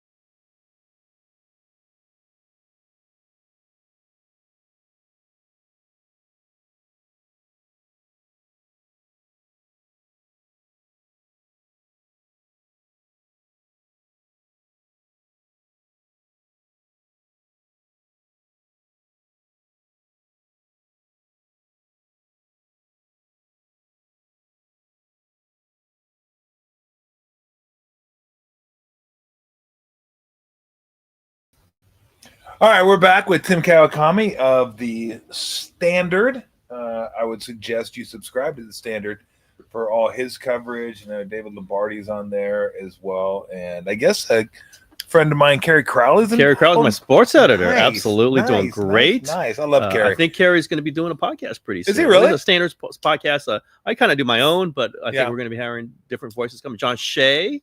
Oh yeah, that John Shea. Danny Emmerman covering the Warriors. That was very cool. Might have more. No, it's a really nice staff. Really, really loving the way it's been put together. Very cool. All right, I'm gonna drink a hazy train now. A little field work. I guess you can get this at the Baller game now. The Ballers game's over, and they're supporting the local brews. Yeah, I guess. So I'm gonna try like I said, I'm gonna try it. I'm gonna try it for the first time in a while. Of course, I've had all their beers, and Barry Braden over there at Fieldwork does a great job. So let's pour that. We'll be good to go. Product placement, is that what that is, or just well, gets me nothing. Yeah. I just enjoy their beer. Yes, I try to get people to drink good beer. Yeah. So we got Fieldwork here. We got Sante Darius here, and I just try. Everybody that knows me knows I love craft beer, especially the local craft beer. And when I find good ones that I like, I try to introduce them to people to go give them a shot. All right, let's get to the Niners. Yep. Brock Purdy signs, and look, I want to get your take on it. I thought it was a great deal for both parties. I don't get too caught up into the AAV, but that seemed to fit in to where you would think it would fit in. The guaranteed money seemed to fit in where you think the guaranteed money would fit in. And the one thing that surprised me a little bit was at time of signing, the percentage of the salary cap that they took up. His was lower than like all the guys that I was looking at, because the way I look at him, it's Burrow, Allen, Mahomes, and Jackson. Those are the top four. And then I'd still put Stafford ahead of him, although Stafford's in a different category because he's older. But to me, Love, Hurts, Goff, Stroud, Herbert. Yeah, exactly. All those guys you want to put in there. He fits in well with those guys, depending on, what you value, what you don't value. And I just looked at it and go, he didn't try to break the bank. The 49ers did right by him. They gave him a nice contract commensurate with what he's brought to the team. And yeah, he might be worth more to the Niners than any other team, but who cares? He's your quarterback, so you're going to pay him like that. I don't know. When I saw that, I go, you know what? That just seems right. Yeah, it just seemed like a good contract. How weird. Yeah, I know. Go figure, huh? It make common sense in negotiation. Yeah. Particularly after the 49ers went through what they went through, and I was critical of them. They purged out a bunch of veteran players that I don't think they had to, but they said, we got this Purdy deal coming up. We know we need to save some dollars for that. Again, it's not, I always say this, I'm going to keep saying it. I'm pedantic on it. It's not the cap. Yep. It's cash. It's what Jed York has to pay out of his pocket, because they are fine under the cap. Yeah. But there's still a finite number that a owner would want to pay. So yes, they were saving against that by getting rid of a lot of players. I think they went overboard on it, but that's okay. This is their plan. Then you had better put the dollars up for Brock Purdy. Yeah. And I had heard from the beginning, even while they were going, I checked back with people like, you guys just cut Leonard Floyd. You just cut Kyle Juszczyk, who came back. Yeah. You just traded deep. Like, is Brock going to be jammed here? And I kept hearing, no. They're going to, this is okay. This is okay. And I asked Purdy that question at his presser. He said, yeah, I mean, kind of while it was happening, they called me and said, you're still our priority. But sometimes that breaks down, right? We've heard many times when it's looking good. And oh, wait a minute, crap. It's terrible right now. We're going to make him play out his year, and it's going to be bitter. Like, they've done this before. So common sense won out. Again, maybe long odds against that. But I do think if I want to give them credit for, they did have a plan now, and I can be critical of plan. I think they're a worse football team than they were last year. They were 6-11 last year for a lot of reasons. But that doesn't mean everything gets fixed in an off season. Yeah. Guys still can get hurt. Yeah. Rookies can still not do it. Rookies can get hurt. But the plan was, we're going to retool on the fly. We're going to keep the guys that we really like. And I guess it really came down to what 6-11 did. It kind of showed them the guys that they thought were overpaid and the guys that they want to keep. And Deebo Samuel was somebody they did not want to pay anymore. Leonard Floyd, you could go through the list of players. Javarius Ward, and then not trying to be in a negative light, they just weren't going to pay these guys anymore. Aaron Banks, whatever it took to keep these guys or move off these guys. And the important combo to that, though, is and the players they would want to pay. Like they didn't just say we want to get rid of people. There were players that they want to pay. Fred Warner, George Kittle, Brock Purdy. And I don't think it's enough, clearly, in my to be a Super Bowl champion. But, and I would still argue, if you have a chance to win the Super Bowl, you try to win the Super Bowl. Yeah. And this is not a team that tried to win the Super Bowl. I will always say that. I'm getting criticized by 49er fans. Fine. I'm sure not beloved in Jed York's office at this moment. That's fine. Super Bowl's at Levi Stadium, too, by the way. Not that shouldn't. Super Bowl's always valuable. This is a Super Bowl in your backyard. You have this great chance, this really weak schedule. You get the NFC South, AFC South. But, okay, if you're going to make that decision, you better pay the right guys then. You better say there are players who these money goes to, and they did do that, and I'll give them credit for that. They still don't have a great right tackle. They still don't have a great center. They still don't have a great right guard. They still don't have somebody to replace Trent Williams. Like, I'll go through the list. They have rookies essentially penciled in to play starting roles on the defensive line. Like, these are all questionable things. Yeah. But everything's in context. And if you're going to do that, you better do these other things. And I think, like, I'm the same as you. AAV, what is that? It can all be manipulated. Yeah. But I think it did matter to Purdy and his agent to get to 53. I think they wanted that number out. And that's fine. That's what you value. Yeah. I think it did matter to them that they got, a nice guarantee through 3 years. It's going to be like $120 million through 3 years. It's going to be very hard for the 49ers to get out of this after 3 years without paying 120. The different triggers. Yep. So he's going to be there for 3 years. Essentially 3 years, 120, 125, something like that. That's what he's worth. I understand that value. And if they made him play out on $5.2 million this year and then threatened to franchise tag him and get him pissed off, what does that get you really? Yeah. Like, that's the path of the quarterback to exit. Yeah. And if your quarterback exits, your head coach is probably exiting. Like, you're probably like blowing the whole thing up. And do you want to do that when you have Christian McCaffrey and Trent Williams and Nick Bosa and Fred Warner? So I agree with a lot of the logic of it. I don't love the way they started it, but it just made sense. These two sides belong together. Unless Jed's exiting from Shanahan, which clearly he's not. Yeah. Then this is the way you want to do it. And I think they could have paid more, or Purdy could have taken, this was a compromise. Yeah. And like, if Purdy stinks or gets hurt, they're kind of screwed. And if Purdy's great, he probably should have got more. Okay, that's good. That's good. That's the way you want it on both sides. And gives them a shot. It's like, okay, this quarterback is probably going to be our quarterback for the next 5 years. This is a window. Quarterbacks are windows. Like, we've seen great defenses get built, and that defense is going to be great for many years, and it breaks apart because defenses are hard to keep together. You lose your coordinator, which the 49ers said they brought him back. But like, there are pieces of a team that are hard to keep together. The quarterback pretty much stays the same. Like, that's what you've seen the Tom Brady with the Patriots kind of reassembling a couple times with Brady's run. Peyton Manning's long. He did it with the Colts. Did it with the Colts again. Then did it with the Broncos. He won 2 champions, right? But he had all these different kind of eras with him. No other players really do that. There's no other. It's hard to do that except for quarterbacks. They got their guy, and if they didn't have Purdy, who the hell were they going to have a quarterback? Like, who's their future quarterback if it's not him? If you're hanging on to him and you're forcing him to like make a decision in a year, who's your quarterback? I mean, it's not Mac Jones. People want to throw him out there. It is not Mac. That is not the quarterback of the future. So it just made sense, and I give the 49ers credit, and I give Purdy credit for being sensible. And we don't often see that. And when you talk about Curry, and Curry's made the max, whatever, but he's never like, I'm going to leave. I'm like, no, just, this is what the value is. We value you. Let's do it the right way. And the 49ers and Purdy did that. And I think it really does signal that they're going to want to keep Shanahan and Lynch for several years, which I think is smart too. Yeah. Now they're going 9th year without winning a Super Bowl, but getting to 2 is pretty freaking good too. Yeah. And probably should have won at least one of those, and maybe we should have. I mean, Shanahan thinks they should have won 3 of them. So this is a good time for the 49ers. This is still a good era. No, you don't want to rush to the end of it. Yeah. Now let's see if they retool on deep. Let's see how that works though.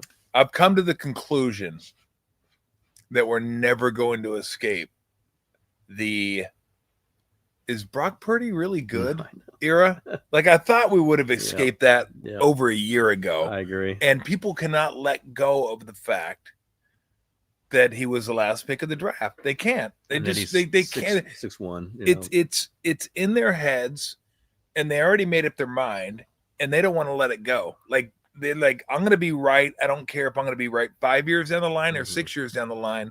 I'm going to find something in Brock Purdy, whether it's game by game, week by week, month by month, that, you know, I'll point to. Like, it always bothered me when they say, well, look at all the weapons he had. I was like, well, let me look. Who'd Peyton Manning have? He had Reggie Wayne. He had Marvin Harrison. He had Edgerrin James. He had Dallas Clark. He had, who was it? Stokely was his slot receiver. I go, he had great weapons. I don't remember anybody ever bringing that up because, well, he was Peyton Manning, who was drafted first overall. Who'd Kurt Warner have? Let's see. He had Bruce. He had Holt. He had Falk. Forget who their tight end was at the time. And was it Hakeem? Didn't have tight end. He went 3 rides. That's right. Who was it? Was it Hakeem, the slot receiver? Yeah, Aziz. Yeah, okay. Yeah. But I go, and they're like, well, yeah, but he was undrafted. I go, yeah, but he looked the part. Like, Kurt Warner's big, strapping guy. You look at him and go, okay, I got to get that. They look at Purdy. He's small, kind of unassuming, last pick in the draft. So when's that Purdy going to show up? And I always say, coaches don't care where you're drafted once you're in camp. Either you can play or you can't play. I go, it doesn't happen often, but occasionally it does happen where the right fit presents itself to the right type of player, and there's a bond between them and the coach and the system and all that kind of stuff. And I don't know what Purdy is ultimately, but you can win a Super Bowl with Purdy. You've been to 2 Super Bowls. You probably won with him. You probably should have. I just don't know. I go, if it didn't end a year ago, it's just never going to end. No. People are either going to believe in him. Like, I believe him. I think he's one of the 10, 12, whatever. Like I said, there's 4. He's not in that group. Stafford's a different guy. And then there's a group of like 7 or 8 that he's in that group with those guys. And if you don't believe that, at this point, you're never going to believe that. No, you know it's going to be, $53 million quarterback. Yeah, exactly. You can't make that throw. Exactly. And, okay. You know, go win us some games. Yeah, we're in that world. But it's really win a Super Bowl. That's really what it is now. Yeah. And I kind of don't love that because winning Super Bowls are hard. Especially when you got to go through the freaking red team in Kansas City. Yep. And they've had to do it twice and lost twice.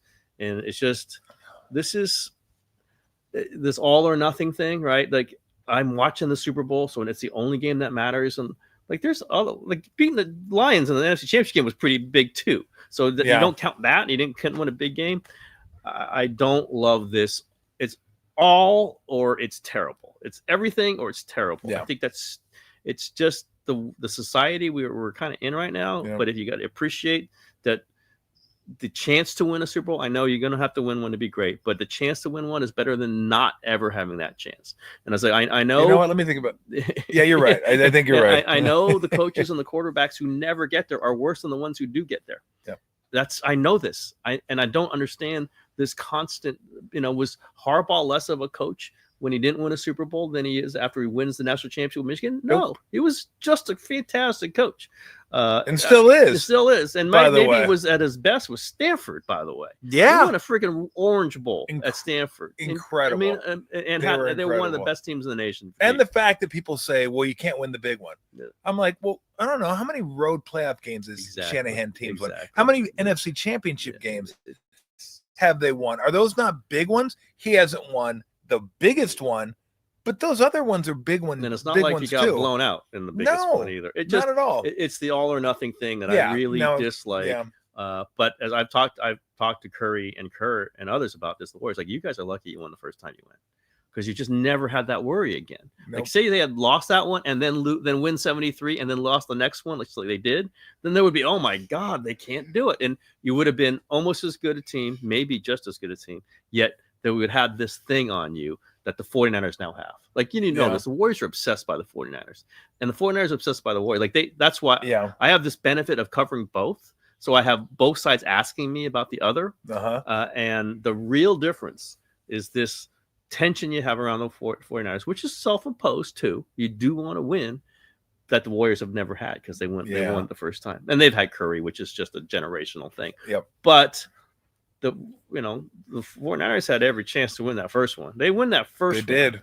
Then this whole era is looked at differently. Jimmy Garoppolo is looked at differently. Yeah. Okay. Then they win. If they had lose that one and they win this last one, Brock Purdy's like, would there be even a question in anybody's mind whether he should get 53? No, it would have been should he get 60? Yeah. So I the first one, Mosley bit on that in route. Tyreek. Yeah, that was. By the way, at the Niners, that Bosa got held. And all those things. I had the Niners 45-1 to win the Super Bowl that year. I'll never get that opportunity. I got to bring it up every time because I'll never get that opportunity again. You didn't try to save hedge? it? Yeah, hedge that one. Well, I did, but I didn't. What I did is I covered the original bet. Yeah, so you don't lose. You're not. So I didn't have it because I'm like, I think they're going to win this. Mm-hmm. And then fourth quarter, I was like, 45-1. I'll never. And then no, because I can't have nice things. I can't do that. You can't hit a 45-1 shot where beginning of the season, I called that. Yeah. I called it. They've suffered so many hard losses. And I've talked a little bit about this with Shanahan. They don't want to judge the hardest one. I think the one that they took the hardest, the one that I felt that they took the hardest was the Eagles NFC Championship game because they felt they had a better team. And once Purdy went out, they didn't actually have the chance to play that game. And, you can think of it differently. The Rams NFC Championship game where they had the chance to make the interception and win that game. Yep. There's so many the Super Bowls clearly were devastating. The one that maybe this Super Bowl because it went to overtime, because they had the lead, because a lot, I think this is the quarterback that Shanahan feels the best about that he's had with the 49ers. Yep. I know that. But I still heard the Eagles won because they'd won the 11-12 in a row. They just felt they were the best team in the league. They really felt that. And they might have been the best team in the league. And to have Purdy go out like that in the first quarter, that's the most emotional I've ever seen Shanahan. And he's been emotional after some of these games. But that's the one where he was almost at a loss of words. And I think he said to me, he was emotional on the headset during the game. Just because they had to go through the rest of the game. They didn't have a quarterback in the second half. Christian McCaffrey running, read option. So, but that was something. That was you knew you're in trouble at that point. That was unbelievable. We're just what are we doing here? Go back to 1942. And that's when I was talking to Shanahan once about that. He's like, you could have had a third quarterback. I was like, no, nobody's ever had two quarterbacks that lost. Yeah, but you just did. Maybe you want to add a third quarterback.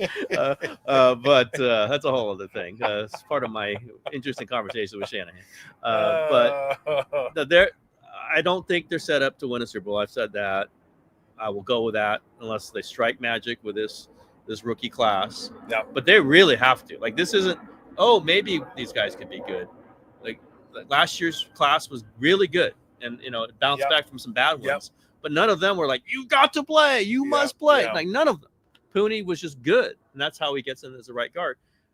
This class, they need three starters. They need Nick Martin to start as their weak side linebacker. They need Michael Williams to start as one of the defensive ends, and they need I can't even remember the defense. Alfred Williams, I think is the name, to start as defense. They need that, or at least to give them major reps. Yeah. Maybe they're really good. Maybe they're not. I am not sure that there is this magic potion that your draft choices are automatically good. I've not felt that. And I have heard that from 49er fans. And really? They're going to be automatically good? Yeah. If you drafted them, that's good. It's I don't know about that. Are you a Fletch guy? You watch the movie Fletch? I've watched it, but I have not watched okay. Every time somebody says Dominic Pooney, I always think of the line, what kind of name is Pooney anyway? Comanche Indian. Anybody that watches Fletch will know that line. You won't know, but it's a That's classic. from the original or from the new one? No, the original. Yeah, I was going to say. The original. You must be original. Chevy Chase. 6'8" with the afro. Yeah, because I started to watch the new one, and I got a little bored with it. The John Hamm one. Yeah. I watched, I was like, I couldn't help myself. I'm like, well, and I like John Hamm, but it's not Fletch. It's not Chevy Chase. Back when Chevy Chase was funny, before he decided to do a talk show and he wasn't funny. Was very funny back then. I was like, bro, this is a bad show. What are you doing here? Vacation. I don't think Chevy likes talking to people, so that's hard to do a talk show when he's not talking to people. Yeah, I think you're probably right. But Fletch is one of my all-time favorites. I love that show. It's got the little bit of the sports angle, and again, Chevy Chase was hilarious. So let me Here's why I think the Niners have a chance to win the Super Bowl. And I think I might take them this year to win the division. They're favored to win the division. I think they're plus 145. Rams are plus play schedule. Yep, exactly. Because the Rams are plus 175. So the Niners are favored, Rams are second, and it's because of schedule. I don't think anybody would argue the fact the Rams probably have a better roster right now than the 49ers do. Now, a lot will depend on the rookies, but right now, that Rams defense is really good.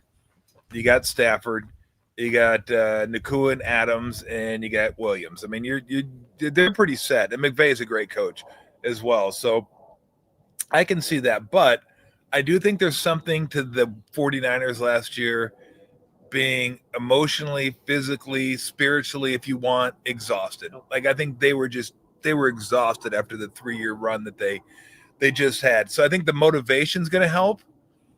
I think the fact that they have that schedule will help. And I think the fact that they have their quarterback settled will help. And they got enough star players. Now, offensive line could be an issue. Who's going to be your number one receiver? Pearsall, Jennings, who knows? I mean, is it going to be Ayuk is out. Yeah. Exactly. So I don't know what you have there. Defense line, we don't know. You got Bosa, and you're not sure exactly what you're going to have in the middle. So linebacker, I think they're good. I mean, you get the best linebacker in the game in Warner, and then what's the kid's name out of Okie State? Martin. Yeah, he better be good. Yeah, exactly. DBs, I think, will be fine. Safety's a little worried about with Mustafa being out for most of the season. And then God, I don't want to talk about Moody anymore. Like, I mean, we talk about kickers more than you were ever supposed to talk about kickers when it's a football season. Like, let's talk about the offense, defense, not kickers. But you know who loves talking about kickers? Kyle Shanahan. Oh, I'm sure he does. I'm sure he's a big fan. Ask me more about kickers, special teams. Give me special. You got a little mad at me when I was asking him about that. Oh, really? Well, like, you never show up for special teams practice. You barely know the name of your kicker. Like I did. Like, he asked, "Oh, why are you saying that?" I go, "Well, like, I don't think you know the name of your kicker." So I said that to him. Did he go Glanville? Hey, 19, get over here. Good job, 19. Way to go. Whatever his name Good job. So I think it'll be. To your point, though, a lot of it's going to be how the rookies show up, and we don't know. I don't know why people are so convinced of how their rookies are going to play. Like, well, because they're coaches don't even know how they're going to play. Because there's these unknown, they're these precious entities. Like, you haven't seen them screw up, so they must be great. Well, I don't know about that. Drake Jackson was supposed to be great too, right? Yeah, he was. You know, Cam Latu was supposed to be great, and didn't quite work out. Let's see what they look. It really makes a difference. Like, when you just literally football more than any other sport, I think it's like when you draft a player, you do not know what he's going to be until you see him in pads on the practice field. Then you got a much better idea. Sometimes, absolutely, yes, that guy. Like, you know, I mean, like Bosa coming out of Ohio State, you watched him play. You're like, okay, this guy's gonna be fantastic. Patrick Willis. Yes, we saw something. Okay, he's. I don't know if he's gonna be great. He's gonna be good, and he was turned out to be great. Christian McCaffrey. Yeah, you see him run around, that guy. But some guys, Alfred Jenkins or AJ Jenkins, when they draft, remember him, the receiver. Illinois, like, you looked at his rookie camp, you go, what is this guy? Like, he can't even get through a rookie camp. There's a huge difference. Now, Purdy was different because he didn't look like much. I will say this. Papa was always saying, "Oh, this guy." Like, I didn't see it as a rookie. I saw it once he played. Yeah. But once as a rookie, he just looked like a guy who was dumping off passes.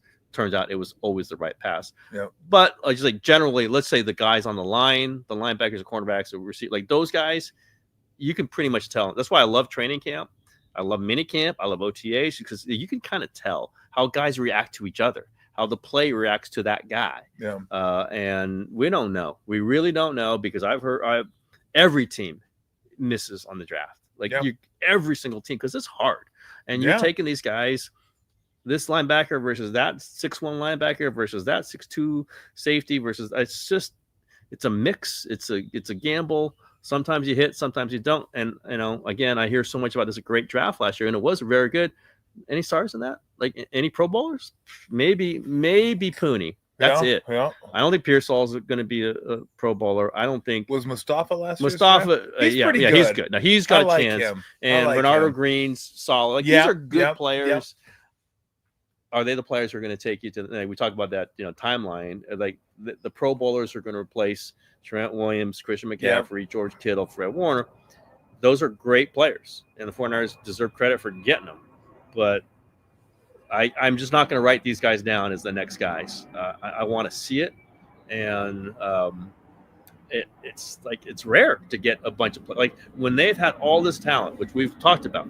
They keep adding. I remember the day Christian McCaffrey showed up. Like, I can't believe how many great players they have in this locker room. Yeah, Bosa, Warner, Kittle, Trent Williams, Ayuk, Debo, quarterback. The quarterback Purdy was smoking at that point. Well, he wasn't quite at that point, but was about to lead them on a 10-game, at the end of a 10-game winning streak. That's hard to do. And let's see them do it again, because they're going to have to kind of do it again. But they got really good players. Listen, McCaffrey's healthy. If Ayuk comes back strong, they should win a lot of games. Maybe not 13, but they should be in that 10-11. Yeah, because of the schedule. Those great primetime games is Carolina and Atlanta. Like, this tells you how crappy that schedule is. Yeah, it's not a great viewing schedule. Like, what in the hell? But Carolina. Shanahan's happy about it. Oh, he's very happy about that. It's a fun schedule. Well, he's very happy about it. And I read somewhere where they gained 9, if you believe in this sort of thing, 9 rest days. Yes. Throughout the course of the year. Minus 21 the previous year. Exactly. Yeah. But as I always point out, the reason why they have not complained about the bad differential is because they don't go to Europe. They have not in the Shanahan era, and they don't get hard knocks. Shanahan would fucking quit if he got. I tell you, he would. He'd quit. He would quit.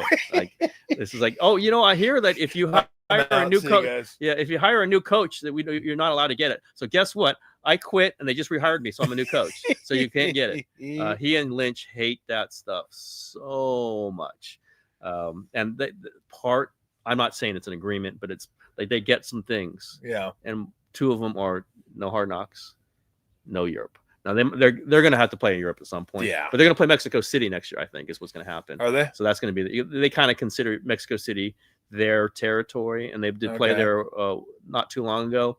And Azteca Stadium has not been available, so I think it's going to be available leading into the World Cup. So I think they're going to get a game there, but that's okay, and that's better than going to Europe for them for sure. No doubt. Where you at with Shanahan? Because I tend to look at him, and I make this analogy, and I don't think the analogy is great, but best I came up with. The Eagles had Andy Reid as their head coach for 14 years. Got really close to winning a Super Bowl, got to 1, lost to the Patriots, got to 4 straight NFC Championship games. And it didn't make him any less of a coach. Now he's got Patrick Mahomes on his squad. And now he's all of a sudden one of the greatest coaches of all time. That's the way it works. You get really good players. You kind of elevate who you are as a coach. And I don't know if Shanahan is that, but I do know when you have a really good coach, no matter what sport, you got to fight the impulse to say, okay, this isn't working. Let's do something new and try that. And usually that kind of leads you down the road of like, oh God, now we're just recycling guys because this guy isn't that. Like, people should remember who was here before Shanahan was here, like in between Harbaugh, Jim Thomasula, and Shanahan, Jimmy T. So where you at with him? Because my thing is like eventually, if you're not winning and the voice kind of starts getting stale, although football is different, there's so much turnover in the locker room every year. Where are you at with him? Because I still think he's a really good coach, and I know people want to fire him. People want to fire Steve Kerr. It's like, bro, he's won 4 championships. That's just what everybody wants. They want to fire guys after a week. Oh, this guy sucks. I know what he's doing. He's putting the wrong lineups. But where are you at with Shanahan? I go with you on that. I think the Andy Reid model is very, very parallel here. And I think I wrote once for Shanahan to wait as long as Andy Reid to win a Super Bowl. He's got like 10 more years. It's something like that. Yeah.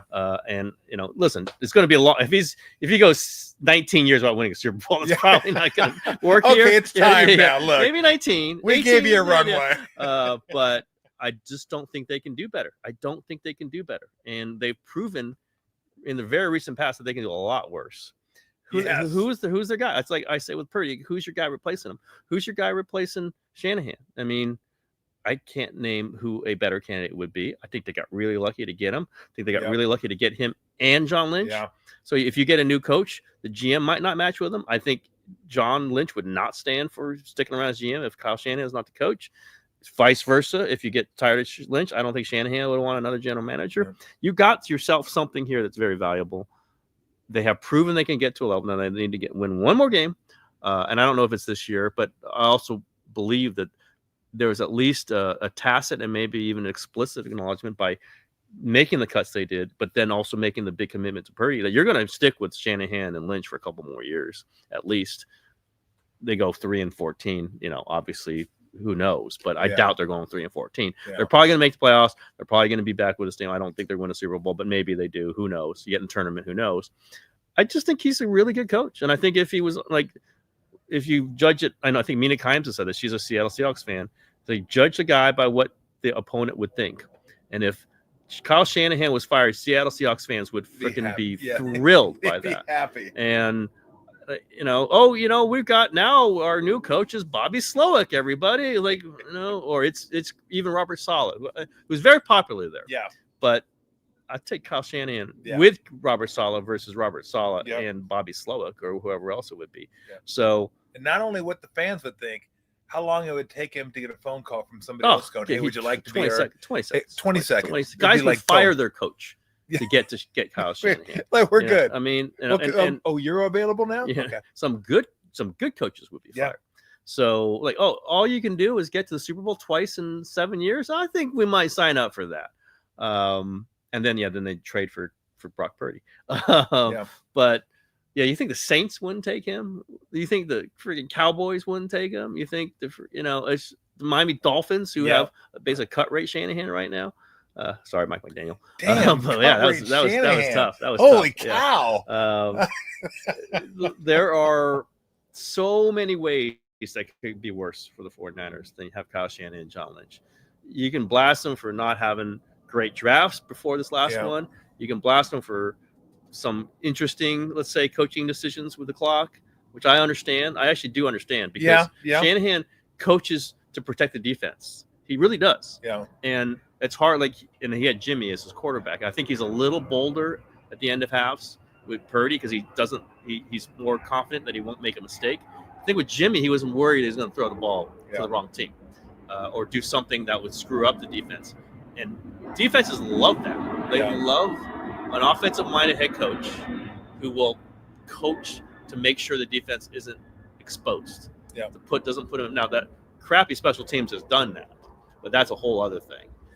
The way he calls a game is very conservative, but it's also to make sure that they wear down, the clock, they wear down the opponent, and puts the defense on a better chance to just dominate because they're resting while the offense is playing this kind of ball control game, and they're not put in the terrible, try to avoid turnovers. This is part of the reason why they're a good defense is that Shanahan coaches that way.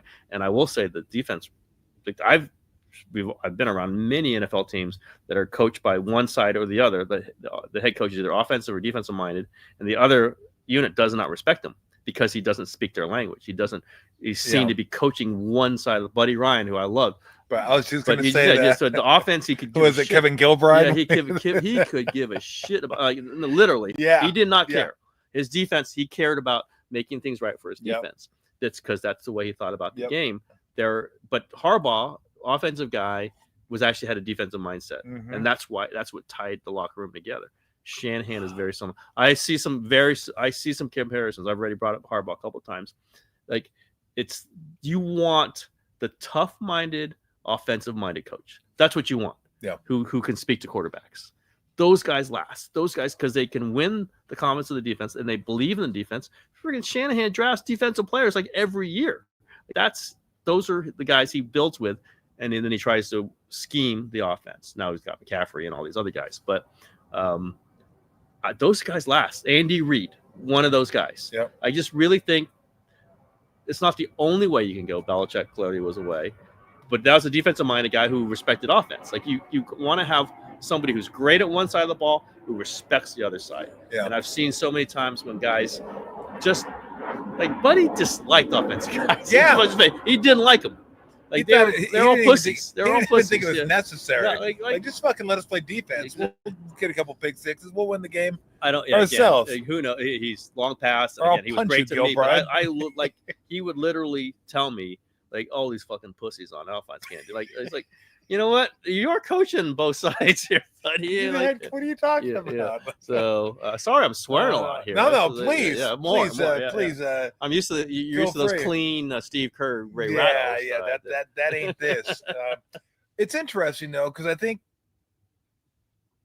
Shanahan's a really good coach. I'm a fan. Doesn't mean I agree with everything he does, right? I didn't agree with him in the Super Bowl taking the ball first. I would never do that. I understood the logic, and he told me analytics basically said, if you get it the third time, then you can score and it's over at that point. I was like, yeah, but I go, I got to know what's going to happen. I got to know what's going on. So like in the playoffs, what was it? No, it was 2 years ago against Green Bay. I didn't agree with how passive they were at the end of the first half. I thought they should have been a little more aggressive, but I understand his mindset. And to your point, he's protecting the defense. He said, I don't want them to get the ball back. I don't care what I do, but I don't want them to get the ball back. So there are certain things I'm like, I don't know if I don't agree with that.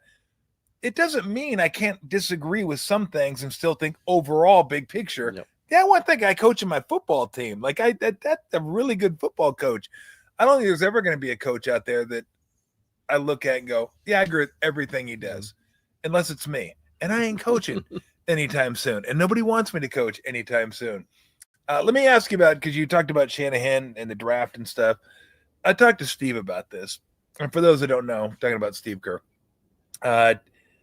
about what kind of voice he has, draft, what kind of voice he has, personnel, what kind of voice he has this. Has he ever been we're getting this guy. This is the guy I want. Steve's like, nah. He goes, I just want to coach. He goes, I don't. He had that job. He didn't like it. Yeah, exactly. And he goes, I don't think you can do it. He goes, I don't think you can do both and do it well. And he goes, I trusted Bob. He goes, I trust Mike. He goes, of course, I'm consulted on all this stuff, and we talk about certain things, but that's their job. That's not my job. My job is to coach the team, and that's what I want to do. I don't want to do that other stuff. How would you categorize with Shanahan? Is he of that ilk where he just wants to coach, or do you think he's more involved, which to me would be harder because there's so many different positions on a football team to try to figure out? Like, how involved do you think he is in the draft and free agency and how much? Because everyone just assumes, he's making the most money. He makes the calls. I don't know how much he wants to do it. I don't know him as well as Steve, obviously, but how do you view that? Well, he does have the contractual power. Now, that's different than Steve does. This is true. Literally has that in his contract. Okay. No personnel decision can be done that he does not approve of.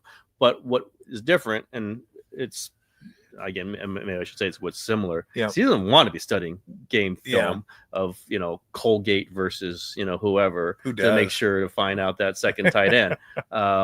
So he has largely given John Lynch the personnel powers for that kind of stuff, personnel director, the scouts. Yeah. But what the overall effect, though, is because Kyle's very opinionated on all things once the player shows up.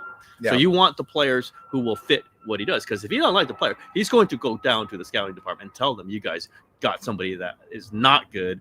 I never want this kind of player. Like Kyle's badass. Yeah. I like that about him. Yeah. He is a badass. He has people there on their toes. Like, they are very aware that they want to make sure he is not given something he don't want. Yeah. So because of that, his coaches are invited into personnel meetings. In fact, have a huge say. So you have the personnel opinions, and it's merged with, the coaches. Okay, you got those three guys. I like this guy because of this, and I like this type of player. And Kyle certainly jumps into that.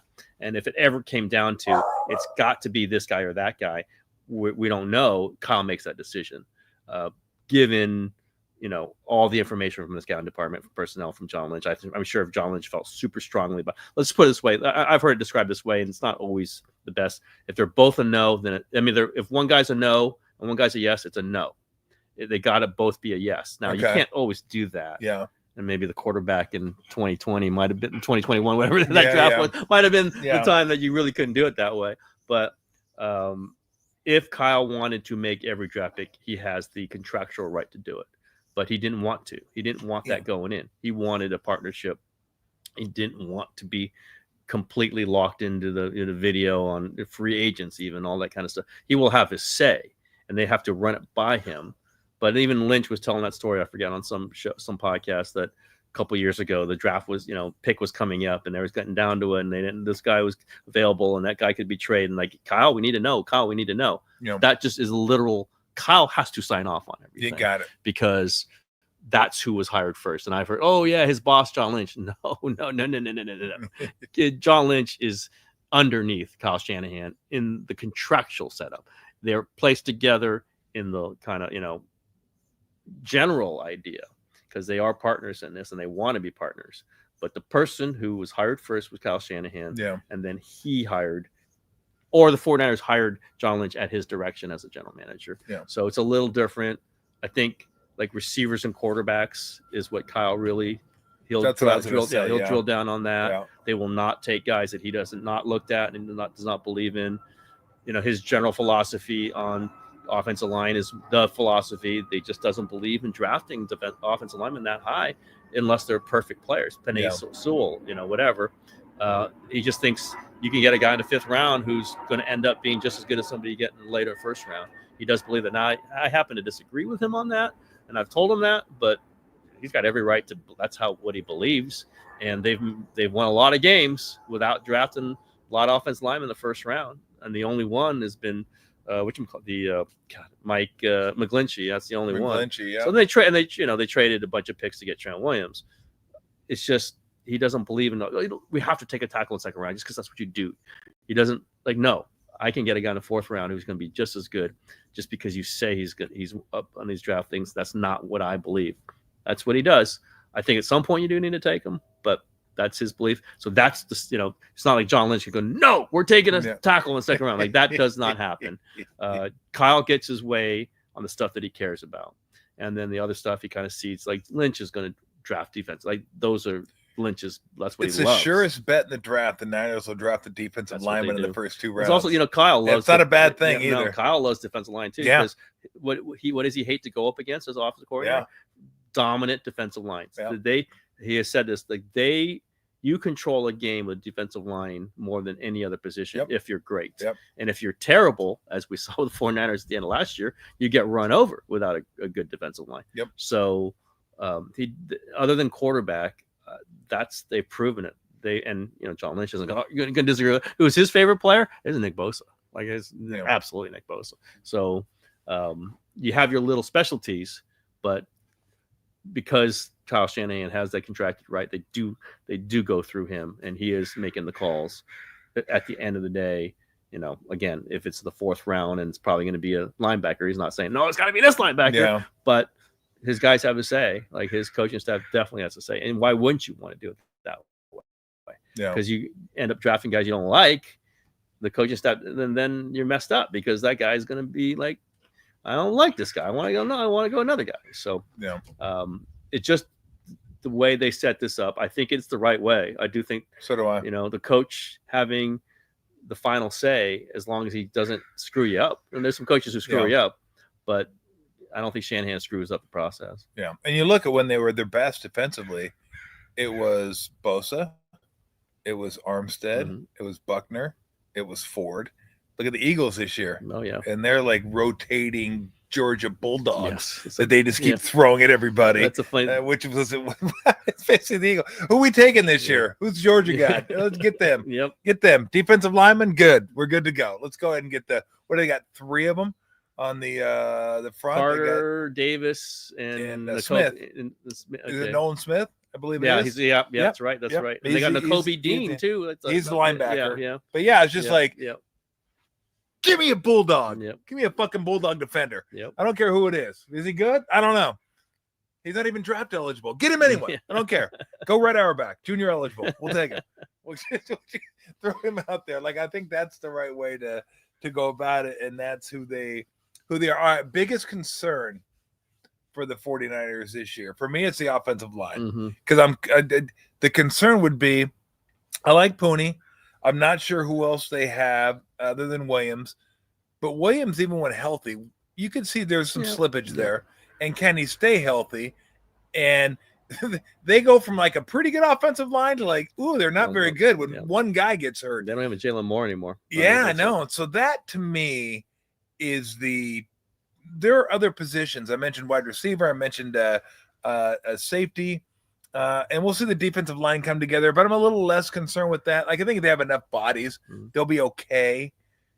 But offensive lines, when I look at it and go, boy, if they, if Williams stays healthy and a couple guys pan out, okay, but a couple guys got to pan out and Williams has to stay healthy. So what about for you? I agree. I think that's the least talented unit they've got. But also, we go back to the Shanahan thing. I don't think he thinks you need to get stack that with talent. Jake Brendel at center. I mean, I don't think he's very good. But who was Brock Purdy playing golf with when he heard that he was got the new contract? Jake Brendel. Was it? So I think his job's pretty safe. Matt Hennessy could play center, I guess. Like, they have options, but I'm not sure about left guard. Like, there are major questions, and obviously no Jalen Moore to back up, because Jalen Moore played pretty well when Trent went down. Yeah, Trent goes down again. I don't know who that tackle is going to be, but because of the finagling they do and the way they play the offense line, I think defense line is more of a question mark. Because again, I'll go back to the Shanahan thing.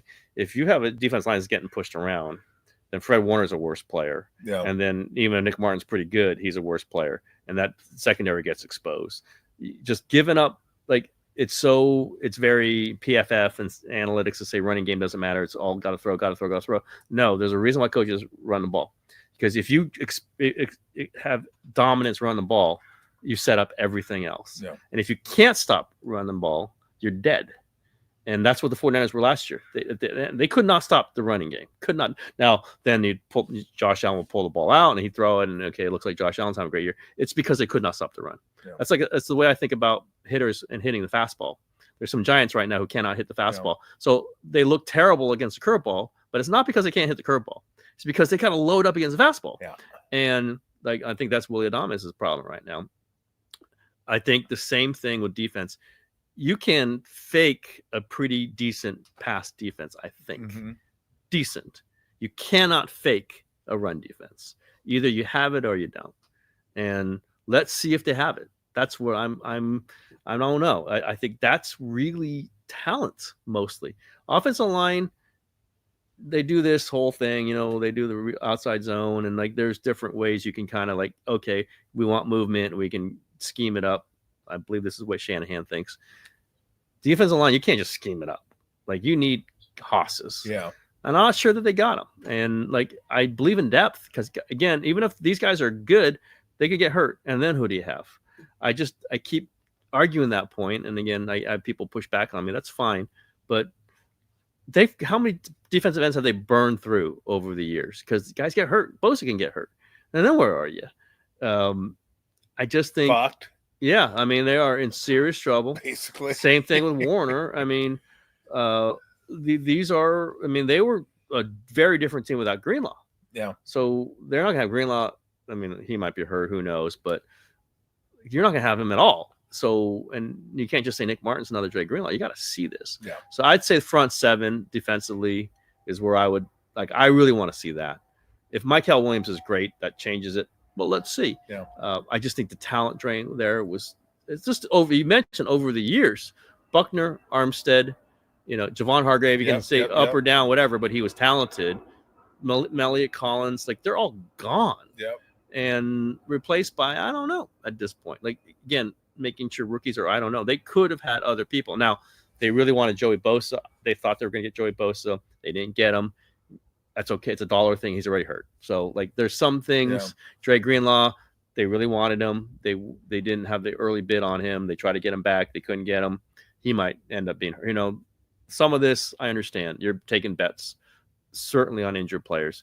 And obviously, injured players who've been injured in the past are more likely to get hurt in the future than guys who haven't been injured. And those guys have been injured. But I kind of like bodies there. There's part of it. Like, injuries build up. Leonard Floyd was healthy last year. And they let him go. They didn't just let him go. They cut him. Yeah. They incurred a dead money. Like, there's just I have some questions about what they did, and I just think it does make them pretty thin at a very important position. Yeah. You can't fake the defensive line. You can't fake the funk. I don't even know what that means. I heard it somewhere. I thought it was pretty funny. Fred Funk? Fred Funk. Wow. I love Fred Funk. The guy was incredible. I don't know what his finishing move was, but no, that was Terry Funk. Fred Funk's a golfer, right? Fred Funk golfer. Terry- He was Terry- the one that played the Terry- skins Terry- game with Anakin. Yes, Tiger. Terry Yeah. Funk's the WWE wrestler. Okay, I don't know that one. You don't know Terry No, Funk? I'm not. In the Yeah, wrestling you got thing. me there. I was like, Yeah. Funk. I go, I remember that. Oh yeah, it's a golfer, wrestler. Two different. Slightly probably different. Slightly different fan yeah, Slightly bases. different. Slightly different things. I think. All right, let me ask you a few kind of non-Warrior, non-Niner, non-local questions. Where you at now that Pete Rose has been reinstated? Hall of Famer? No. I think he's a Hall of Famer. Again, I understand. Well, he why. is a Hall of Famer. Is he going to get in? Would you vote for him? I would vote for him. Yeah. Does he get in? I don't think he's going to get in Okay. because that's one of the interesting parts about this is, people have railed against sports writers for keeping guys out and all you sports writers, and sports I've never had the vote on Rose. Yeah. But with Bonds too, the former players on these committees are tougher on these guys than the writers really are. are. Like, do you realize they are way tougher? And so, like, to see, I don't even know who these guys are. I mean, Tom Glavine or whatever, these guys who are on this committee, I think they're going to be tough on Rose. I really do. Like, you bet on the game that we're chosen here to protect. So I think it's going to be tough for Rose. I think this is kind of like his Hall of Fame right now. This is it. Yeah. Getting this thing from the commissioner, whether it was Trump or whatever, I don't know. Yep. But Yeah. I'm happy for the family. He did some bad stuff, but I am I'm like Ratto on this. It's like he was a great player. So he's a great player, all-time hits list. You should never say that with full confidence. I'm like in Ratto Alameda, on though. I this. feel Like you should never. I'm in Alameda. I feel like I got a bow to the Ratto throne or something. We all bow to Ray Ratto. You kidding me? Got to go once you through city limits, you have to take some kind of Ratto. Oh, there's like hundreds of Rattos in Alameda too. Ratto like Street, right? If you fuck with one of them, you got them all at your door. There's like Rattos. Like oh, honey, there must be 30 Rattos out there. They're everywhere. They're everywhere. Oh, Tom. they're all over the place. You but kidding me? I just like he's all-time hit leader. Yeah. I voted for Bonds every time on the PED stuff. I voted for Clemens every time. I don't vote anymore. I got sick and tired of the debate of it. But I think I would say so. I will say, and I say this even with once eating dinner next to his table in Hollywood once. When I was much younger, I was having dinner at the Palm Steakhouse. Yep. And his table was the most obnoxious table I've ever really? been. Like you wanted to call somebody over, but it was Pete Rose. Yeah. So of course they weren't going to do anything. It was the most obnoxious guy. Just loud and like wanting to be loud. They want to be yeah. loud and they want to be just screaming and they want to, just. I can't even remember. It was just the most obnoxious thing I've ever been around, and it just happened to be Pete Rose, shockingly.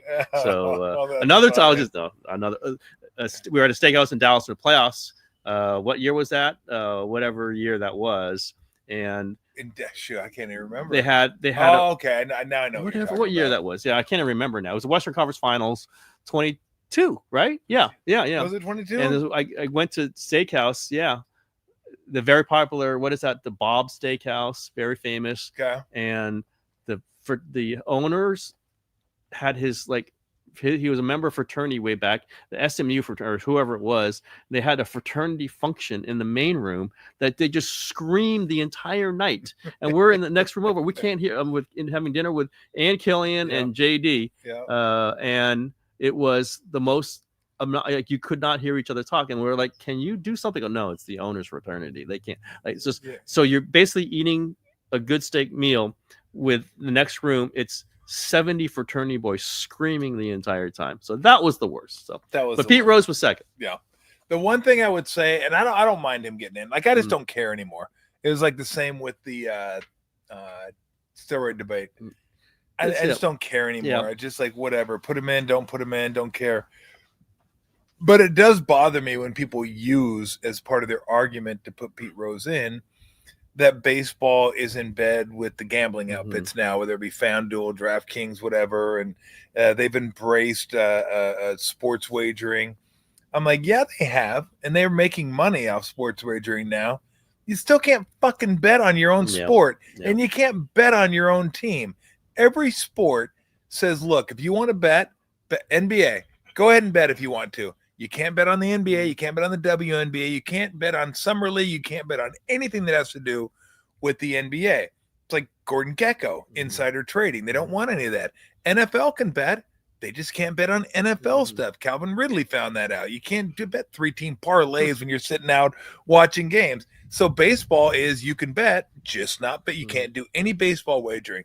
And you certainly can't bet on your own team. You certainly can't bet against your own team. So and a manager makes it worse for me too. Yes, that part of the argument, I'm just like, no, just because baseball has embraced gambling has nothing to do with this argument. He bet on his own team, maybe against it. And I always made the argument that if you didn't bet every game on your own team, then some games are more important than others. You might use your bullpen. Yeah, exactly. Absolutely. No, I totally agree with all that. And there's incredible shadiness with all that. But I guess I would argue, like, he wouldn't be the first shady person who was put in the Hall of Fame. We know there's many. No, but I would argue that those shady things that happened didn't affect the outcome of games. Yeah, I agree. Like, because people always say, well, what about there's murderers, there's rapists, there's people that beat people. I'm like, yeah, outside of the baseball game, that's way worse than betting on baseball. Way worse. But we're talking about a universe that's just baseball related. Competition. And murder isn't as serious as betting on your own team in the context of baseball itself. So when people would say, well, there's worse characters in there, I go, yeah, in the context of society at large, but in the context of baseball, there's nothing worse than turning baseball or your sport into the WWE. And that's what Pete Rose I agree. That's why I think he's not going to get in. I really do. I think he's not going to get in. But I almost like break it off of when you're a player versus when you're retired. And he was retired as a manager. Yeah. But he's not getting in as a manager. Again, I don't think it's I don't think it's anything's clear cut on this one. But I really do like, what did you do to the game? You were the all-time leading hits leader. Yeah. You meant a lot. You won World Series. What, 2 World Series? 4 World Series, wherever it was. Important to your teammates. I'd put you in. Like I'm okay with that. I'd put Bonds in. I'd put whatever. Yeah. Now, if he was gambling as a player, which he probably was, there's just no proof of it, then maybe there's a different discussion. If ever I thought like he went into a playoff game and it was like there was a question, obviously, but Shoeless Joe got the same whatever. Yeah. I don't know. I just at the time, even at the time, I was like, he's obviously a Hall of Famer. Now he might not be in. He might not get a plaque. But if I had to vote for it, is Pete Rose a Hall of Famer versus Joe Mauer? I'd say Pete Rose is a Hall of Famer, right? I mean, Joe Mauer's in. Obviously, didn't gamble or anything. I'm just saying, look at the people that are in right now. I'd put him in. But, I mean, I'm totally, again, I'm totally fine with that. And then people say, well, it's the history of baseball. I'm like, well, he's represented in the museum. Yeah. Like, it's not like Pete Rose isn't there. He's like persona non grata. He's there. He just doesn't have a bust, and he's not like enshrined, but his accomplishments are all enshrined. So that's the historical part for me. But it's an honor to be one of the guys to be a member of the Hall of Fame. But that being said, again, I'd be cool with him in.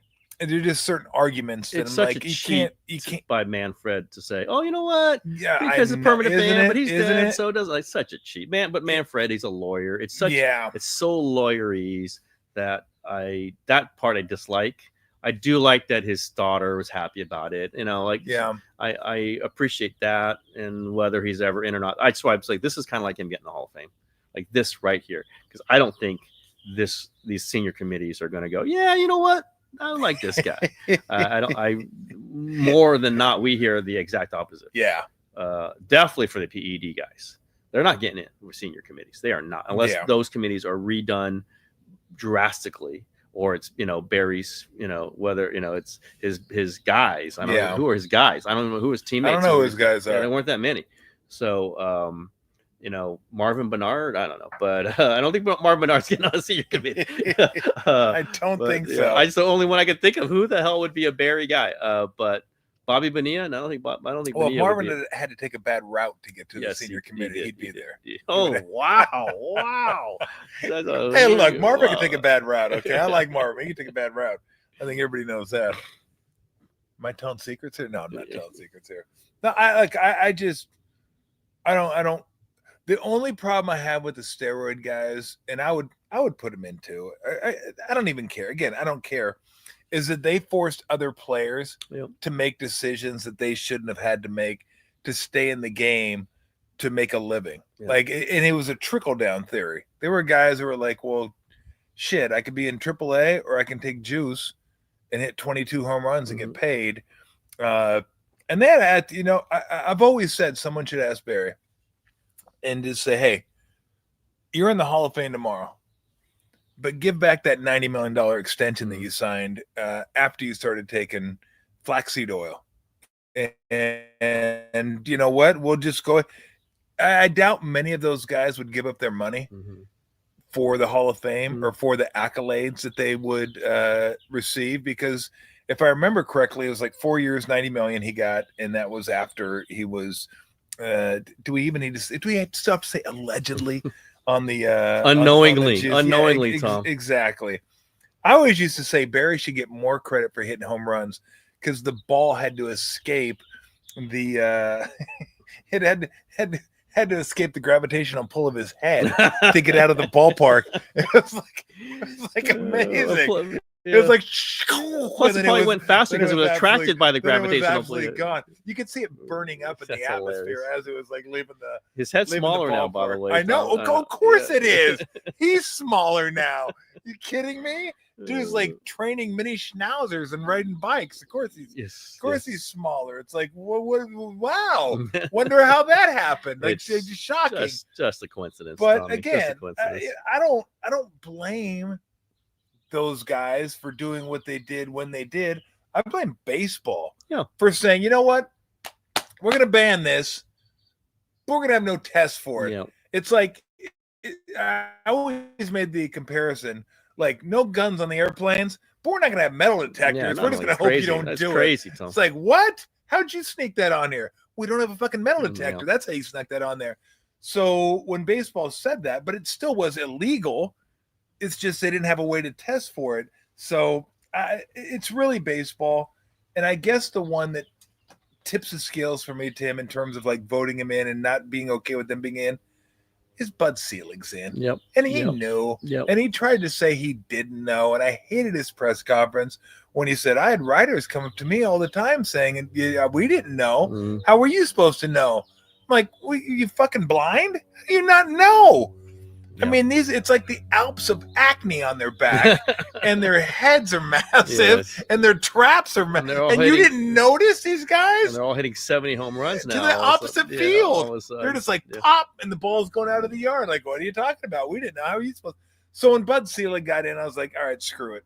Put all those guys in. Because if Bud's in, they all deserve to be in. Because Bud is as if not more complicit than anybody. I agree. And that's the weird thing is he was complicit while loving the history of his guy Henry Aaron. Exactly. I mean, so that was this weird, because I was around him during the chase and he was definitely not loving that Bonds was going to break that record. But there's other guys in there who took steroids who have been in the Hall of Fame. We just don't know about it. Yeah. So some of it is just a practical part of it. I when I was voting, I took a very practical, maybe someone would say it's too easy, but like I just said, if he did not take steroids, would he be in? Yes. So I'm putting him in. Now, because other guy, he wasn't the only person taking steroids at that time. I don't think McGwire would have been anywhere near a Hall of Fame kind of player if he didn't take steroids. I did not vote for him. I agree. I think Manny Ramirez is kind of borderline, but I wouldn't vote for him because I just think it was too borderline. Clemens, I voted for because he won like 3 Cy Youngs before there's any suspicions. Sammy Sosa's a no. Sosa's a no. Palmero's a no. Yep. It just, to me, that was just a really easy way. Like Piazza, suspicions, but never really proven. So I'll put him in, best hitting catcher of all time with nothing. Like I can't say I look like he took steroids. Yeah. I don't know. Yeah. So other guys who probably didn't look like it and probably did take it. So I just, that was a very easy line for me to make and put Bonds over. Bonds was easily over it because he was almost a Hall of Famer before he got to the Giants. Yeah. Like what, he had 480 home runs with the Pirates. Some People crazy. Forget how good his stats. Incredible. You look at his OPS, like 1,000, 9,000. It's like, oh my God. The guy was an incredible player. Just as the statistical stuff was beginning to, like, if it had been another 10 years, he would have been, like, before he was a Giant, he would have been the greatest player in baseball. It just wasn't really understood at that point. It was him and Griffey, right? It was him and Griffey and a few others. Those were the two, though. I think Griffey was definitely considered to be the superior player at the time. Got hurt, but I think you go back and look at Bond's a better player, just better hitter on base, all those other things. Griffey was incredible. People are going to get mad at me for saying that, but I think at the time, I think. Well, I mean, center fielder versus left fielder. Yeah, that too. Right. I mean, you factor in the defense, and I've had this discussion with people, and I'm not sure where I land on this. Who would you rather have? And because Shohei Ohtani is just a one of one. Yeah. Right. People comparing to Babe Ruth. I'm like, yeah, well, Babe Ruth pitched and then he hit. Mm-hmm. Shohei's like hitting and pitching. God, it'd be incredible if the Angels had a guy. You know like what? that. The Angels, I mean, listen, I'm sure they'd win. Ever get somebody like that, Tim? I'm sure they'd win. It'd be incredible. I'm sure they'd win. Like who's worth more, Shohei Ohtani or Willie Mays, who didn't pitch, but his defense is out in center field every game he plays. And I was like, I that's what I do a lot. I pose questions and I debate myself. Yeah, I was gonna say, who are you asking? I debate myself. Here's what I do. I debate myself. I wander around with around with a rabbit, and then I ask the rabbit. Exactly what I do. So you pitch every 5 days, yep. But when you're pitching, you control the game. You're the more most than important anybody. person. Yeah. But Willie Mays, out in center field, never know how many balls you're going to get hit on that day, but you're out there every single day. As far as the hitting and the base running and all that, we'll just call that a wash just to make the argument easier. But what's worth more? Like a really good top-end pitcher one every 5 days, or maybe the best center fielder of all time in center field every single day? I'm never going to not pick Willie Mays in any discussion like that. But that's because I just grew up. When I grew up, it was Willie Mays, and that's it. Like there's no discussion on anything. That was over Aaron. That was over Musial. That was over everybody. So the fact that Ohtani leads a team to World Series championship without even pitching is might lead you to believe that Ohtani is pretty way up there again. Again, I mean, I'm sure if he was on the Angels, they would have won World Series. I'm sure of that. But, really? And man, can you imagine putting him together with Trout? How could you lose? How could you lose? Too bad Trout didn't pitch too. Yeah, no, that would have ruined everything. Please, but you're ruining a very nice day. The fact that I'm trying to get out of here. The fact that Ohtani has done all this without pitching and is in this conversation, and he's still got years to go, is just incredible. Like, who else would you put in that conversation? You would maybe Griffey at his prime, Bonds at his prime. Nobody else. I mean, Trout, I guess, at his prime. There's another shot to Tommy there. Jeez, it just hurt so bad. Yeah. Really I can't even remember who's that third baseman they give all the money to. Is terrible. Don't please. Rendon. Yeah, that's another one. Right up there. I wasn't going to give it to him. Yeah, way up there. Way up that list. Rendon or Willie Mays. I'm sure that's a discussion. No, I don't know about it. Everybody keeps sending me little gifts of him in a bobblehead, and he's sitting in a wheelchair. It's going to be his bobblehead. That's I'm like, good. bro, I like come on. that. I like that. Give me one of those. But Tommy, I go, come on, don't do that. Give me one of those. Those are great. Look, baseball's not that important to him, Tom. It's just not that. Like, people have to get a life, and then Rendon talk like that. It's like, what? Look, FP Santangelo is who I like a lot. Told me, because I was like bitching about Rendon a couple years ago.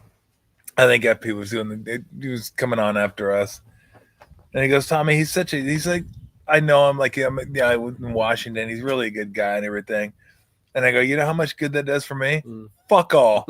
I go, I'm an Angel fan. Yeah. I would like you to play. In fact, if you're not going to play, I would like you to try to play. I don't want your best hit to be on an A's fan to the left jaw when he was walking off the field. Like, come on. Like, you just took, and I'm not blaming him for signing it. I'm blaming him for being difficult. I'm blaming him for not trying to get back. I'm blaming him for, like, not caring. It's like, bro, you make that type of money, you got to at least try to care. And if not, I always tell athletes this. If you don't care, you don't want, just cut the contract right there, give all the money back, and walk away. I'd have a lot more respect for you because I'm done. I can't do it anymore. They try to straddle this line. Well, I got $100 more million left. but you're not giving the team anything. They sign you to that contract. And if you're trying, like if you give every ounce of effort to get back and you can't get back, you deserve every bit of that money. But if you don't, then you don't deserve any of it because you're not trying at this point. And that's the feeling I got with Rendon. Like he just doesn't care, doesn't want to be there, would rather be with his kids. Fine. I don't give a shit. If I can quote Alec Baldwin and Glenn Ross, great father, who gives a fuck?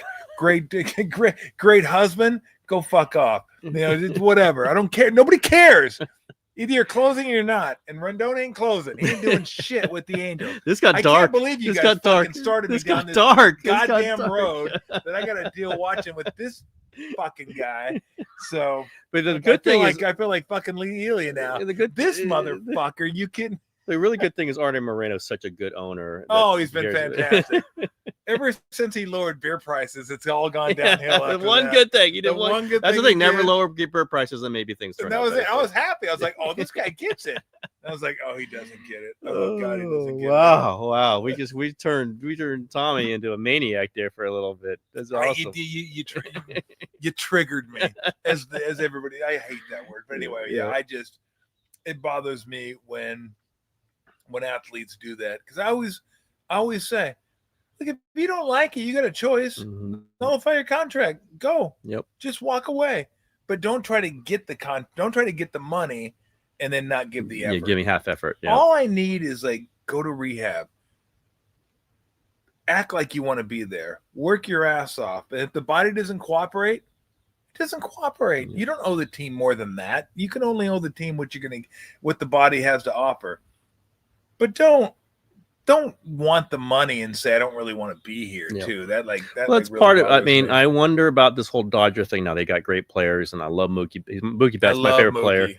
Freddie Freeman, great player. Shohei, obviously, But part of this getting the top, paid player. Like I'm not a Blake Snell guy. If you listen to my podcast, I didn't love him when he was a Giant.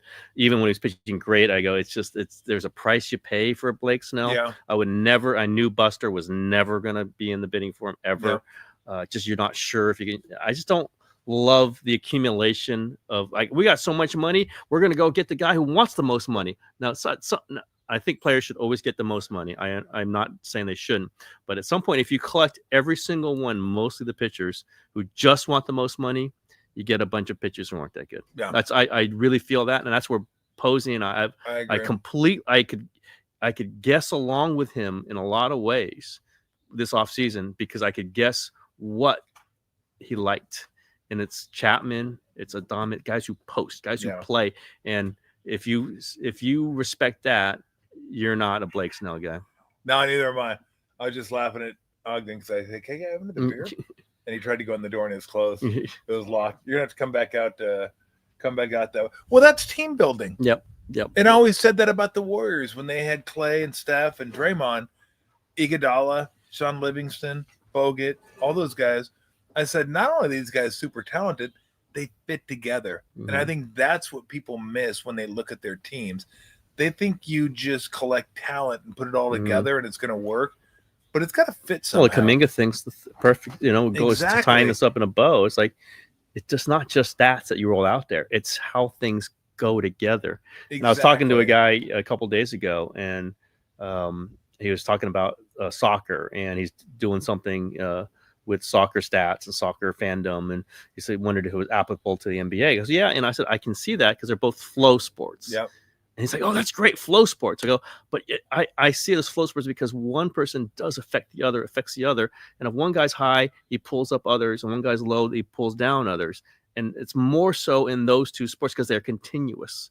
NFL is snap, run into each other. Yeah. I'm not sure what the left guard was supposed to do there. And did the inside linebacker take I'm not sure. Yeah. In the NBA and in soccer, you could kind of tell. You could kind of tell the way a player influences and how everything else ripples from there. And what he was doing in his Premier League soccer and what in the NBA, there was some, and it's flow. It's the flow of it. And baseball's not that, and the NFL's not like that. And I think soccer and the NBA are kind of, you can feel somebody's stats might be this here. It's not what the impact is on the game, though. The impact, that's why I like the plus minus. People make fun of me for the plus minus, but it's the only stat I know that takes the totality of a game and the score into total account. And I kind of want to know that. Is the guy on the floor when the team is winning, or is he not? Yeah. And plus minus is a big part of that for me. Yeah, to me, it's just it's a stat. Like any other stat. I mean, you got to rely on other guys for the plus minus. Like if your other guys suck, you could actually play pretty decent. And you could be a minus. But I think over time, there's a reason Andre Iguodala had 6 points, 4 rebounds, 2 assists, was a plus 18. But he did it over and over and over. And then after a while, you're like, oh shit, there's something to this. Like he well, it also takes defense to account. And again, absolutely does. There's rebounds and blocks. Blocks and steals are not defense, as you know. They're parts of defense. But some of the best guys on defense do not do that because they just stay in front of their guy. Allen Iverson had a bunch of steals. Yeah, exactly. I wouldn't consider him a defensive player. I wouldn't do that. And I just there isn't another box score stat that gets defense in there like that. Again, you have to take it. It's relative. Everything's relative. But so's points, so's rebounds, so's assists. So anyway, that's just my plus minus. I agree. No, I totally agree with you. All right, let's get. Who likes plus minus? Who? That coach of Golden State Warriors. Yeah, he does. Yeah. So, and I agree with him on that. Absolutely. Like it's just something to look at. Like this guy scored whatever plus 16. Okay, that's I need to go back and look at why was that plus 16. So. No, I agree with you. Again, to me, the most important thing when I look at a box score, the first stat I look at is shot attempts. Mm-hmm. Who had the most shot attempts? Possession game. Because you can't score without a shot attempt. And how do you get more shot attempts? Turn them over. Offensive rebounds. And those are the two things where you really like. Oklahoma City always has more shot attempts than most. Well, not always. I say always, but like mostly because they are number one in the league in the regular season at turning you over, and number one in the league at not turning it over. That's like 6 shot attempts, like right there, and that's why they're as good as they are. All right, let's move on. I appreciate hanging in there with me. Let's go to. Is it nighttime yet? Not yet. I got to ask you this: favorite or most memorable press conference? Oh my goodness! You've ever been to? Because you've been to a lot of them. Yeah. We've had some great ones. So whether it's coaches, boxing, you've been involved. I mean, you've been involved in everything. God, So what's the most memorable press conference that you've been to, and why? Got to say Al Davis. I got to say is that the overhead projector. Well, overhead projector is one. One of them. Yeah, that was another one. So the overhead projector was the Hugh Jackson firing. I can't remember of Cable. So that was overhead projector. Incredible. Like here's our first part, and so we're asking, and he goes, "No, that's the second part." We're like going, "Second part?" Second part of this press conference, and then they wheel out the projector. Incredible drama. I thought that was a Lane Kiffin one. No, Kiffin was confused. That was Hugh Jackson, Tom Cable, because he wanted to rip Tom Cable. And that's the great. The Tom Cable was the overhead projector. Yes, because he wanted to prove how bad Cable was, I believe. The Lane Kiffin one was another one, and the Kiffin thing was, but the great part with me with the Kiffin one was they're hiring Kiffin. This is when they're hiring Kiffin. Hiring Kiffin. So the overhead projector might be when they were firing Kiffin. And that was right over here, Alameda. Oh, it's all in Alameda, Harvard Bay Parkway, baby. These Al ones are incredible. The Kiffin hiring one. So he does it because it was Al, because he was in a wheelchair. He didn't want anyone to see. So literally, we were not allowed into the auditorium until Al was there, and then the doors would open and we come in. But that meant they'd hold the presser. But then Al would have to stay out there because he didn't want to see that he had the wheelchair out. So you could go talk to him afterwards. So this is Lane Kiffin. It's clear, like, you hired Lane Kiffin. What the hell? Like, why don't you hire Sean Payton? Why don't you there were these other candidates that theoretically he could have hired.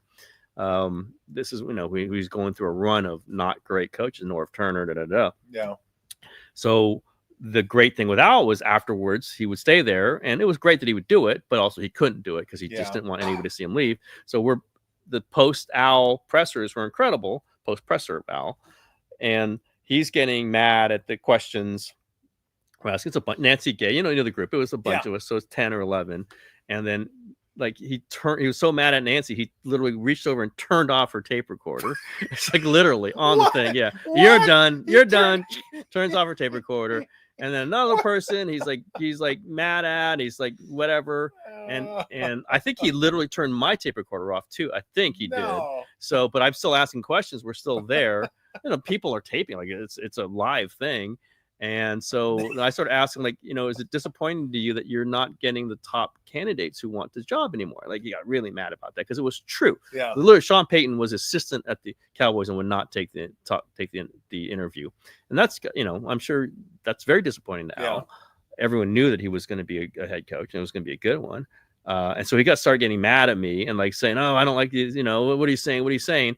And he just all of a sudden, because I'm asking this line of questioning, he turns to me and goes, like, "I bet you don't even know who Deng Xiaoping is." Literally, like, Sean Payton, I bet you don't even know who Deng Xiaoping is. Like, whoa, okay.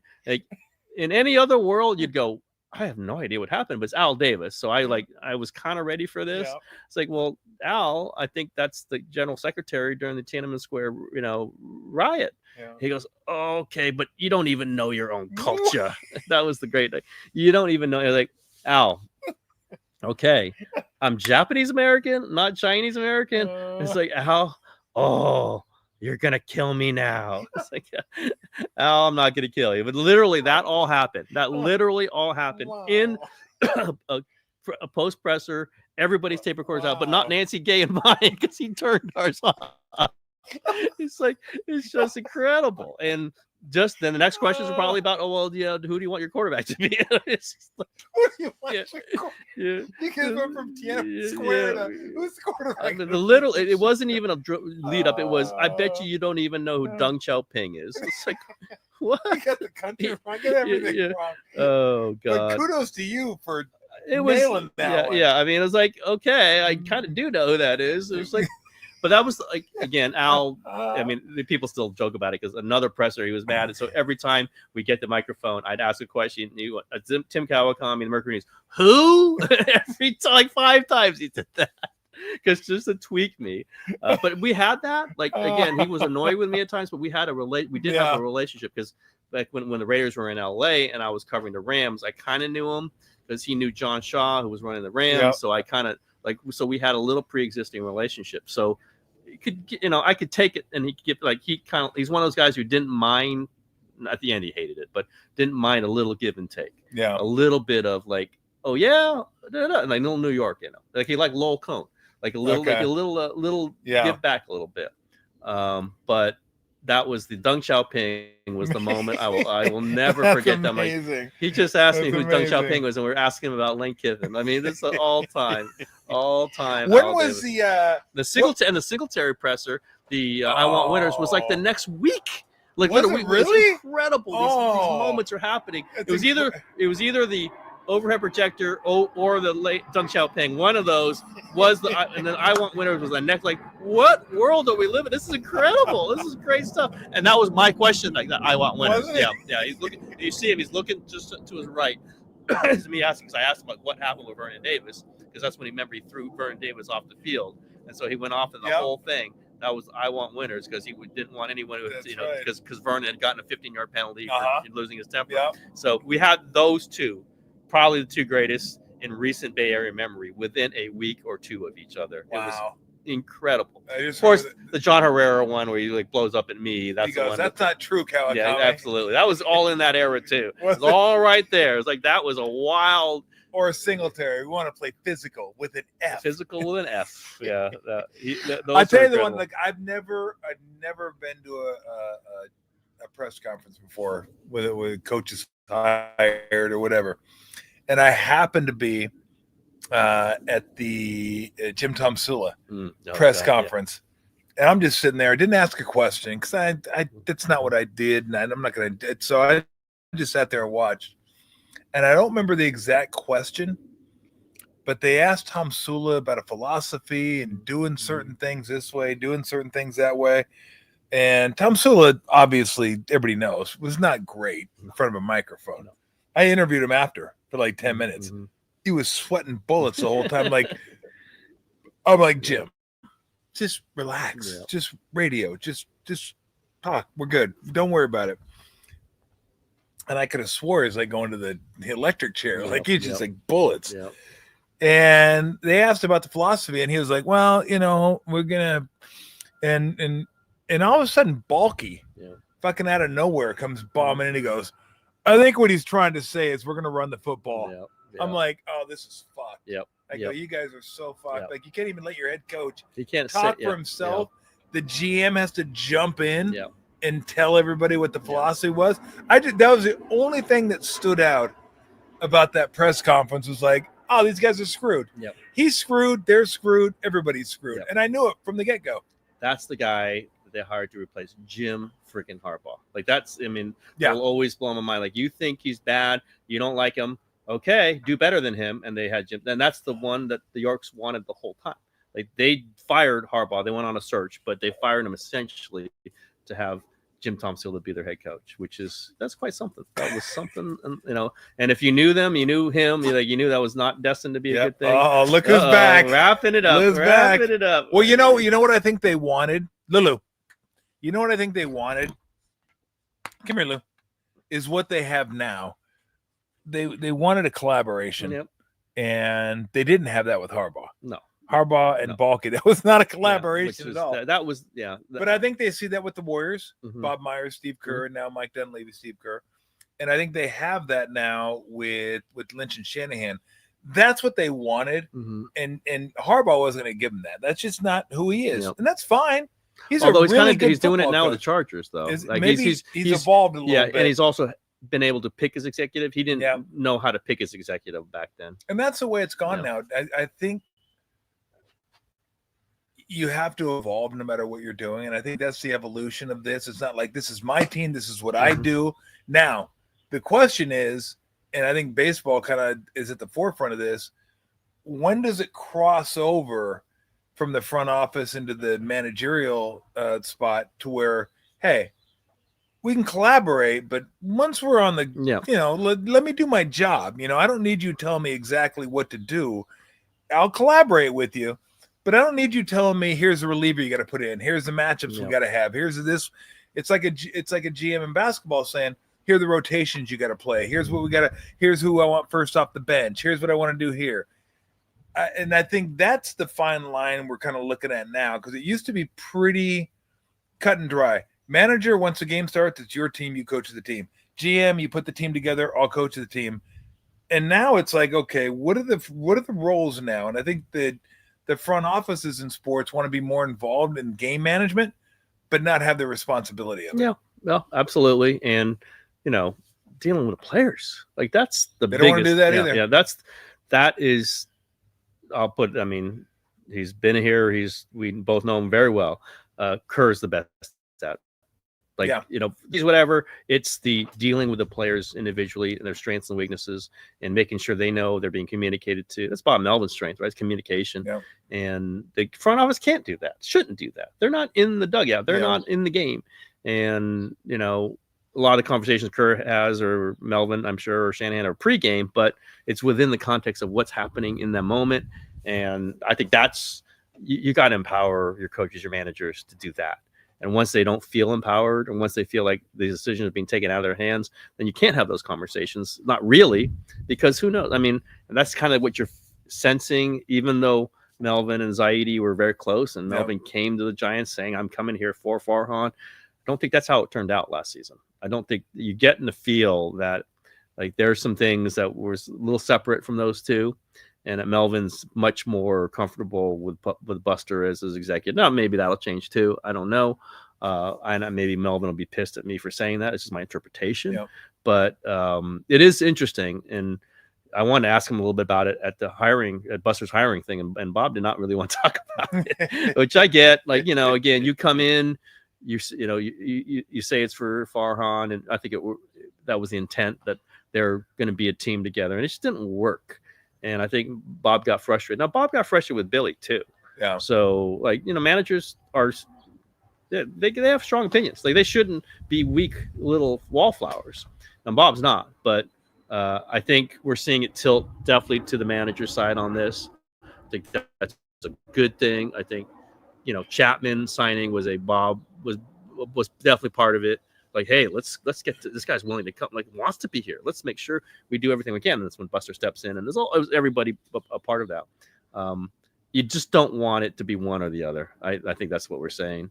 It gets too tricky at agendas, and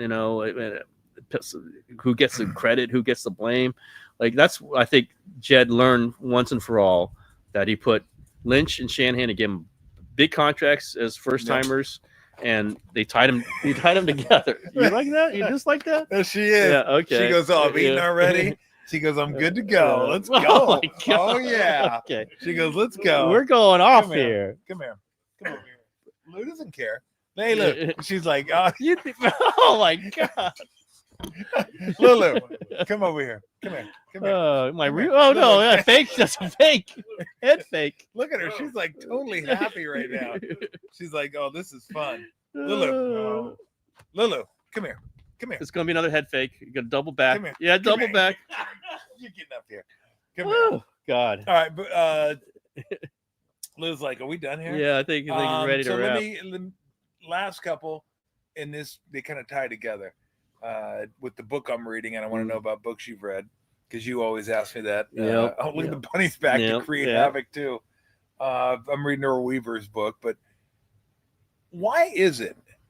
And we talked about this earlier. You get the Lasorda rants, the Earl Weaver rants, the Elia rants, the Lou Piniella rants.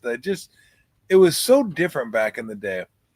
I talk to Steve about this all the time, going, "Man, the stories back then are so much better than the stories today." I go, "You'll never get those days back. It doesn't happen." And I get it. It's corporation versus mom and pop shop. It's like it's a different world out there. But what do you make of that? Like, it was a little vulgar and it was a little off color, and maybe it's the era I grew up in. I liked it. I liked the unpredictability. Yes, that's exactly. What like you didn't know. You get none of that anymore. No, I kind of felt that with Jim Irsay dying. Now I did not know him, but he was the unpredictable NFL owner. Like they're so corporate. They're so like like they think they're statesmen or something, and they're not. But they hold themselves up as again, they're running billion-dollar corporations. I get it, but that he was this unique, unpredictable, weird guy who just had a lot of passion, and he's the last of that generation. You could really feel it. I just think it's the corporation. It's like everything is what's the brand, what's this Patrick Dumont, the guy just basically owning the Mavericks now. Oh, he's the son-in-law, whatever, but he's like a nothing. He's just a nothing because they're just trying to the brand. They're trying to push the brand forward. Now, Lacob's not the most predictable dude in the whole world. You're right. And he's a little, I appreciate that. He's off the cuff. But I just think it's just, there's too many stakeholders. There's too much, TV contracts. It just gets to be where the unpredictable and the improvised and the over passionate is just kind of, there isn't a reward for it. Now, I don't know if there was a reward for it that much in the past, but maybe, or we've got some commercials, whatever, but I just don't think that the uniqueness is, you kind of want, the blandness almost wins. Like, Mark Daniel, whatever is Daniel, whatever, he's a really good coach, but I think he loves that he's almost, unknown in the, in the world. Walk down the streets and people don't know you. I've said that about the Sharks a lot of times. Like you attract players who don't want to be that famous. Well, is that great? Or do you want the pressure of it all? I mean, it's kind of a little pet theory of mine. I don't know. The cookie cutter is not great. And I think we're seeing more and more just as the money rises, as the risks become greater. Like you could lose something if you are, the whole Michael Jordan thing, Republicans buy shoes too. Like, in some ways that's been followed in a lot of ways. And the caution and, there's still going to be off the cuff guys. There's still going to be weird dudes, but it's really toned down. And and they're not around the public as much. They're not around the media as much. And it used to be way more. And it's really kind of cordoned off. And I think we lose the color, we lose the personality, but there's reasons for that. Well, I think the one instance where it really kind of hit me, and you talk about like we're brands now. This is how we're going to act. This is what we're going to do. was when Daryl Morey came out in support of Yeah. Taiwan. Yep. And people are like, well, wait a minute, you can't do that. And it's like, well, why not? He's right. But China was the one that was giving all the money to the NBA. And the coaches, even the coaches that spoke out were like, yeah, I'm not going to touch that. I'm going to move on. It wasn't like everybody was speaking like from their heart or speaking what they believed. It was like, look, we're a business here. We're trying to keep this thing on the tracks. And they had to go into hibernation for a couple of years, and then boom, back on track with China, and they're all good to go. And I found that kind of interesting that, like, okay, I mean, I knew it, but that's not completely on topic, but it is on topic in that this whole thing is like a train, and every team's on board with the train. The coaches are on board with it. The GMs are on board with it. Don't do anything to upset the train. Don't go, like Lee Elia calling your fan base cocksuckers. Like that's probably not. That's not going to be great for the train. And on that, in that vein, Earl Weaver was a guy that wasn't afraid to give Orioles. That's why the Orioles hat's out. Well, I got this. Unfortunately, we had Brandon Hyde on a couple months ago. He's from Santa Rosa. The then manager of the Baltimore Orioles. Nice jinx there. So I know I crushed him. He's like fired like a month after I talked to him. But I've always enjoyed the Orioles hats, and Eddie Murray was one of my favorite players growing up. So I was a big fan of his. So he sent me some stuff. So I got a few. I got my last place teams all in there. I got the Angels in there. Oh, they think they're ahead of the A's. Right now. They had a little winning streak. Yeah, well, not so much anymore. Okay. I think they've lost 4 in a row now. They lost 2 to the Marlins and 2 to the Yankees. So it was fun while it lasted. Yeah. They had a 7-game winning streak, so that was great. I'm looking for small positives when it comes to Angels fandom. They can just get a guy who pitches and hits. It'd be incredible. Really, really. Or like a guy that could have like 9 WAR, 7 years in a row. Exactly. Like I like and that. And then put them together, and then 2 Hall of Famers. Oh my God, wouldn't that be amazing? Dare to dream. How about a pitching staff that is an ERA under 5? That'd be fantastic. Impossible. That'd be fantastic as well. But I love reading the Earl Weaver book just because it like takes me back to my era of growing up and watching baseball and how everything's so different. Although he gets praised for being kind of analytial before analytics were actually in vogue. Yeah, no bunts. Yeah, so it's a little bit of this, a little bit of that, but with an old school style. Tell me about. And there's another book I want to ask you about. I don't know if you read it, and I want to recommend it to you. But what's the last book you read, and what's a book that you would recommend to people? This is a good read. I've been reading a lot of Michael Connelly. I think I've said this to you probably before. I just love. My mom loves him. Yeah, it's the fiction. It's the L.A. cop noir. Yeah. But now, Hieronymus Bosch, Harry Bosch is. I love older. Bosch. Yeah, do you watch Bosch? I have watched it. I kind of like. Well, you read the book. Yeah, I know. So I said this yesterday, a couple of days ago, during the show. Once you read the books, that's your story in your head. It doesn't quite fit. It doesn't. Because my mom doesn't like Reacher. Yep. She loved Reacher the books. I'm like, oh, watch Reacher. She goes, Tom Cruise too small. The movie, the TV shows actually, the Amazon TV shows. I like the TV show, and I asked her about it. She goes, no, he's better in the books. I'm like, all right, forget it. The first season I really liked. The second I stopped. It was stupid. Yeah. But I love the Reacher books too. But the Connelly, Bosch is aging now. Yeah. So it's a little sad, it's a little more depressing, but it's still quality stuff. Yep. Connelly's still keeping it up. The quality is very high. Uh-huh. I hate to praise Mike Silver, but his book, I read that. That was really good. Very good book. On the Shanahan, the McVay, all that. Just the details. I was like, man, where did he get all this stuff? I know. It was really I don't love sports books. I don't read them because I've kind of lived it. Yeah. And I see mistakes and I kind of I wince.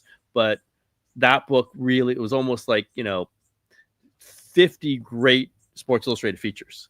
So, and I kind of like that. And Mike's a really good writer, a good friend of mine. So, of the recent books that I would recommend, did you recommend A Gentleman in Moscow? Or Fleming might have. That was probably Fleming. That sounds like a Fleming really book. Good book. Like really textured, kind of evenly paced. What's it about? It's about kind of a cast out royal aristocrat as Russia has just gone communism. So, but he's kind of isolated in this grand hotel because they've taken away everything else. And he's kind of, as he's kind of adjusts to life in this hotel, and it kind of adopts this kind of young wild girl, and they kind of maneuver through this old hotel, and then all these speeches that the communists are making in this hotel, but also have to kind of like lie to kind of preserve yourself in this kind of society. And he's charming, and he's the staff, and it's just kind of, it's very even paced. I recommend it a lot, like people in book clubs and that kind of thing. I've heard that the Amazon show is really good, but I tried to get it and it was like cost me money. I got Amazon and I got to pay for a series. Pay for it now. Something might have gone wrong there at some point. But I've heard it's really good. Okay. And the book itself, those books, like you read it, you didn't think it was the greatest book, but then you think about it all the time. I think about this book all the time. I don't really know why. Okay. It just has a texture to it. Gentleman in Moscow. Gentleman from Moscow or something like that. Okay. It doesn't have all the crazy Tolberts. That book you recommended to me still like turns my stomach book when I think oh my God. that one when you're reading it like this. It's like what? Like I know this way. Am I ever gonna get out of this? I've told you this. You're trapped in the book. I felt like I'm in the book. Like, am I getting out of here? Like the steps are disappearing. It was a wild book. Whoa. I'm going, thanks, Tommy. Like, thanks, man. Like, I don't know what this is. Hey, trust me, I was reading it going, oh, God. Like, you did not tell me that when you recommended it. No, of course I didn't, because I figured you wouldn't read it. I go, I got to get somebody to read this book. This is crazy. I can't be the only one to read it. It gave me, like, not like chills, like frightened chills, but more like chill, right? You're like, whoa, this is really getting weird here. It's very weird. I read this long ago, so this is not a new book, but a book that made me feel the same. With Dean Koontz, you read Dean Koontz at all? Yeah. Hideaway. I haven't read that one. It is just this. I don't know. I think it was the first Koontz book I read, so I wasn't really aware of the way the plot could twist. And he's good. And that was one of them. I literally went, wow! There was one moment. I cannot remember feeling that way about a book ever. Like, you love books, whatever. This one, I was like, I can't believe he just did that. And that Hideaway, that was like, if you want that, I mean, it's much more of a frightening kind of thing. But man, that one got me. So I recommended Sapiens to you. Yes, you did. Many years ago. Yep. And I just read the follow-up called Nexus. Okay. I think I've heard, people getting recommended, getting reviewed. It's about the information age and what people acquire information for, what purposes for. And he lays out the theory that is information to garner knowledge, truth, or is it for control? Mm. And he laid out like for Russia back in the day, they wanted information for control. Yep. Other people wanted it for other things. And I just found it really, really interesting. And then he blended it with AI and how that's all going to work, and computer to computer, like where we don't need humans now to communicate. Computers can communicate with computers. And like, it was a little more textbooky, I thought, than Sapiens. Like, it didn't flow quite as much. I had to like grind my way through certain portions, but when I got done, I was like, God, I need to read that again, because there was so much information in there, and it really made me think about, like, because I've always kidded people, like, AI, here comes Skynet, we're toast, it's done, computers are taking over. Tom Cruise will save us. Yep, but yeah, let's hope so. Now, do I think it's going to get to that point? Probably not, but who knows? We're going to be in 50 years. Because 50 years ago, no one would believe we'd have an internet. And we have all that. We have cell phones. So who knows what it's going to be? So Nexus is like a really, really good one. I can't read two of those back to back. I don't want to think that much. Yeah. Sometimes I want to just enjoy a book. Yep. Right? Just enjoy it. But that one was one. I think if you enjoyed Sapiens, you'll enjoy this one. I've heard people like, he blew your mind with Sapiens. He'll blow your mind with this one even more. It's like, okay, let's ready to go. Yeah, I don't love those as much, but I can work those in. Yeah, I do. I just like thrillers. I like fiction. Yeah. I like I just like to go away for a while in my mind. Yeah. But and not work through stuff. But at times I'll work this stuff in. Yeah. But I love Sapiens. Like, that one really made you like, that's good. It was just so logical. Yeah. It's just like, yeah, okay, that's how this would have happened. I hadn't really put it all together like that in my head, but exactly the step I didn't. The second one I didn't love as much. Okay. What was that? Nexus. Yeah. No. There was another one after Sapiens, right? Oh, Yeah. Sapiens do. Okay. I didn't love that as much I didn't either. like it. Just kind of was more diffuse to me. Yeah, no, I agree with you. Yeah. This one's better than that one. Okay. This one's I like the topics. This one's sure. better than that one. Have you seen the Turning Point shows on Netflix? Oh, you told me about that one, the Cold War. They just came up with a new one, the Vietnam Turning Point, and it's not as in depth as the Cold War, the bomb in the Cold War, but there's like things I didn't know. Yeah. Like, wow, this is like, I just feel like I'm watching something. I love watching something that I felt like I knew, and then as I'm watching, I'm like, well, shit, I didn't know that. The Cold War one, I could not believe all the stuff I didn't. It's have no idea. Incredible. And there's the relationships. I've watched it twice in 2 months. Yeah. The depth of that one, and I told you I didn't want to watch it. I wasn't ready for the 9/11 one. Yeah, I know. Yep. On a completely different thing, I'm watching the Pee Wee Herman documentary on Netflix. It's on Max. Really interesting. Did that have one of those things where it's like had the 9/11 and goes, if you like 9/11, you like Pee Wee Herman? Oh God, Jesus Christ! Wow. If you like this, you'll probably like this. I was wondering where you're going to go with that one. I will. Yeah. How does that work? Yeah, very, very similar. I had no idea. I said period. Different thing. Pee Wee Herman documentary. It's real. I didn't know all the stuff about him. Paul Rubens, right? Paul Rubens. Just kind of I was in college during all that stuff, so kind of the way he moved up. I just remember my friends who liked alternative music loved him. Like, why was that? Why was he part of the punk thing and post punk? And just that. It was interesting, the art house nature. I went to school with a lot of guys, not his talent as him, but like him. So it really and he's about the same age as we are, maybe a little older. Obviously passed away, but I liked it more than I thought I was going to. Put it that way. All right, meal. Favorite meal in the Bay Area. Favorite meal, Leo's the lobster roll, really good. Where is Leo's? Leo's is Financial District. I forget exactly where. And let's see here. I love Burma Love. The Burmese foods Financial District. Kaya at Thrive Center is a sister restaurant. Okay. So Kaya, the soup, mohingo soup. Oh, I'm like addicted to. I just invited somebody. Come on, we got to have some of this. It's right by me, so I hate saying where I live, but that one, Marlowe. It's south of Mission. Patrick? Not Patrick Marlowe. Marlowe, the restaurant. Marlow. It's on 3rd. Great chicken sandwich. Okay. So I'd say those three. Always like House of Prime Rib, but that's kind of cliche. Yeah. Always love I love the. But just because it's cliche. Yeah, it's fantastic. Yeah. The only problem is I get reservations there and they don't seat me until 45 minutes after the reservation. Like, unbelievable. I love it. It's so busy what are you, there. A doctor's office? I know, it's so busy there. I'm here at 11. Yeah. Yeah, the doctor's got some dude. He's got a toenail that's going the wrong way, and okay, let's go. That's why you make an appointment. Be more efficient. Make all right, you're killing me here. And I always say I love the takeout dim sum on Richmond District on Clement, like 5th, 6th, 7th Avenue.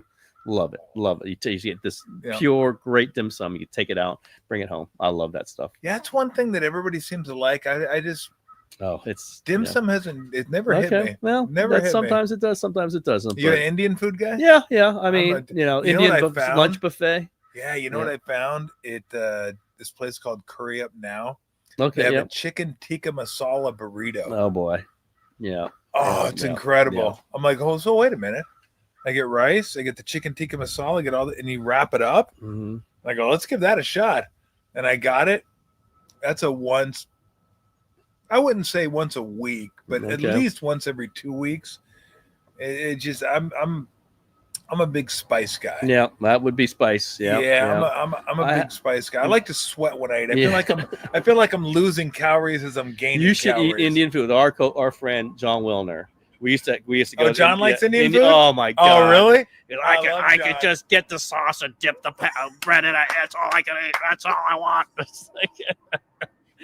I'm with him. Get the naan bread. Yeah, I just want the naan and the sauce. That's all I want. That's all I want. Get me more naan. Where's more naan? We had a friend. We'd eat in Palo Alto. There's a great Indian food. I forget the name of the restaurant even now, but we'd go there like every other month, and we'd go there, and he just get me that naan. I need more. I need more. I need more non. I need more non. Oh my God! I didn't realize I was going to do a John Wilner imitation to close this. He's my guy, as you know. He's my guy. So. Oh my God! All right, last thing. Then we're done. Only because you brought it up. I wasn't even going to ask you this, and then you brought it up. Where you at with college football right now? I'm sad because I love it so much. So do I. The Bay Area. Cal and Stanford got bad at exactly the wrong time. Yeah. Like if they were good, I don't. Maybe SC still wants to go to the Big Ten, but I think the appeal would be less. Yeah. They ditched in part because their only good games were against Oregon and Washington. If they still had this real rivalry, if Stanford was like it was, if Cal was like it was, I think the Pac-12 still exists, and I love Pac-12 football. You know, I went to Northwestern, so I love Big Ten football, and that's sustained. But I am sad. You know, it's one less thing I have to cover, which is sad. I love covering those Tedford teams. I obviously love covering the Luck and Harbaugh teams. And now they're just not, I mean, I would never cover that. I'm sorry. I just won't. I don't ACC. I'd love when SC came to town. I just love all that stuff, and it's gone. So that's sad. And I love college basketball, and that's kind of gone too in the Bay Area. St. Mary's, obviously, but we'll see what Gonzaga and this new Pac-12, whatever that's going to be. But that's my favorite sport to watch, I would say, because I haven't covered it, so I can watch these games and not have the pressure of, oh, what does it mean? But I just love big college football games, love it, and it's sad that it's gone away in the Bay Area. And I really do think there was a causality between Cal and Stanford sucking at the same time, and SC decided, you know what, this is not sustainable. For us. Because the Pac-12 wasn't sustainable, mostly because there were only two other good teams in their minds. Yeah. And of course, UCLA had to tag along, and it's kind of screwing up UCLA. But it hurt me. I mean, it was like it felt personal for me because I grew up in 20 minutes south of LA, so I grew up watching UCLA, USC. Grew up watching the Pac. I think it was 10 at the time. I think it moved on since Pac-8. So I watched it. Watched the Rose Bowls. Watched the, Oregon State, Washington State, USC, UCLA, the Territorial Cup, Arizona, all those. I watched all those. So I was a West Coast guy, grew up, played for the Pac-10 at the time for Arizona, and then moved here, did the radio show so I still followed the Pac. And then they just blew it up. It was gone. It's been around forever and just blew it up. For money, because USC decided they wanted to go, and then USC decided they wanted to go, so UCLA followed along, and then Oregon and Washington felt like, well, there's not enough of a Pac-12. We're not going to do the Apple model. I mean, let me just say this right to the camera: Larry Scott, fucking bang up job. You really, just a really did well. job. I made a lot of money for being awful. Just like I covered Pac-10 basketball, Pac-10, whatever it was, 12 maybe by that point, no 10.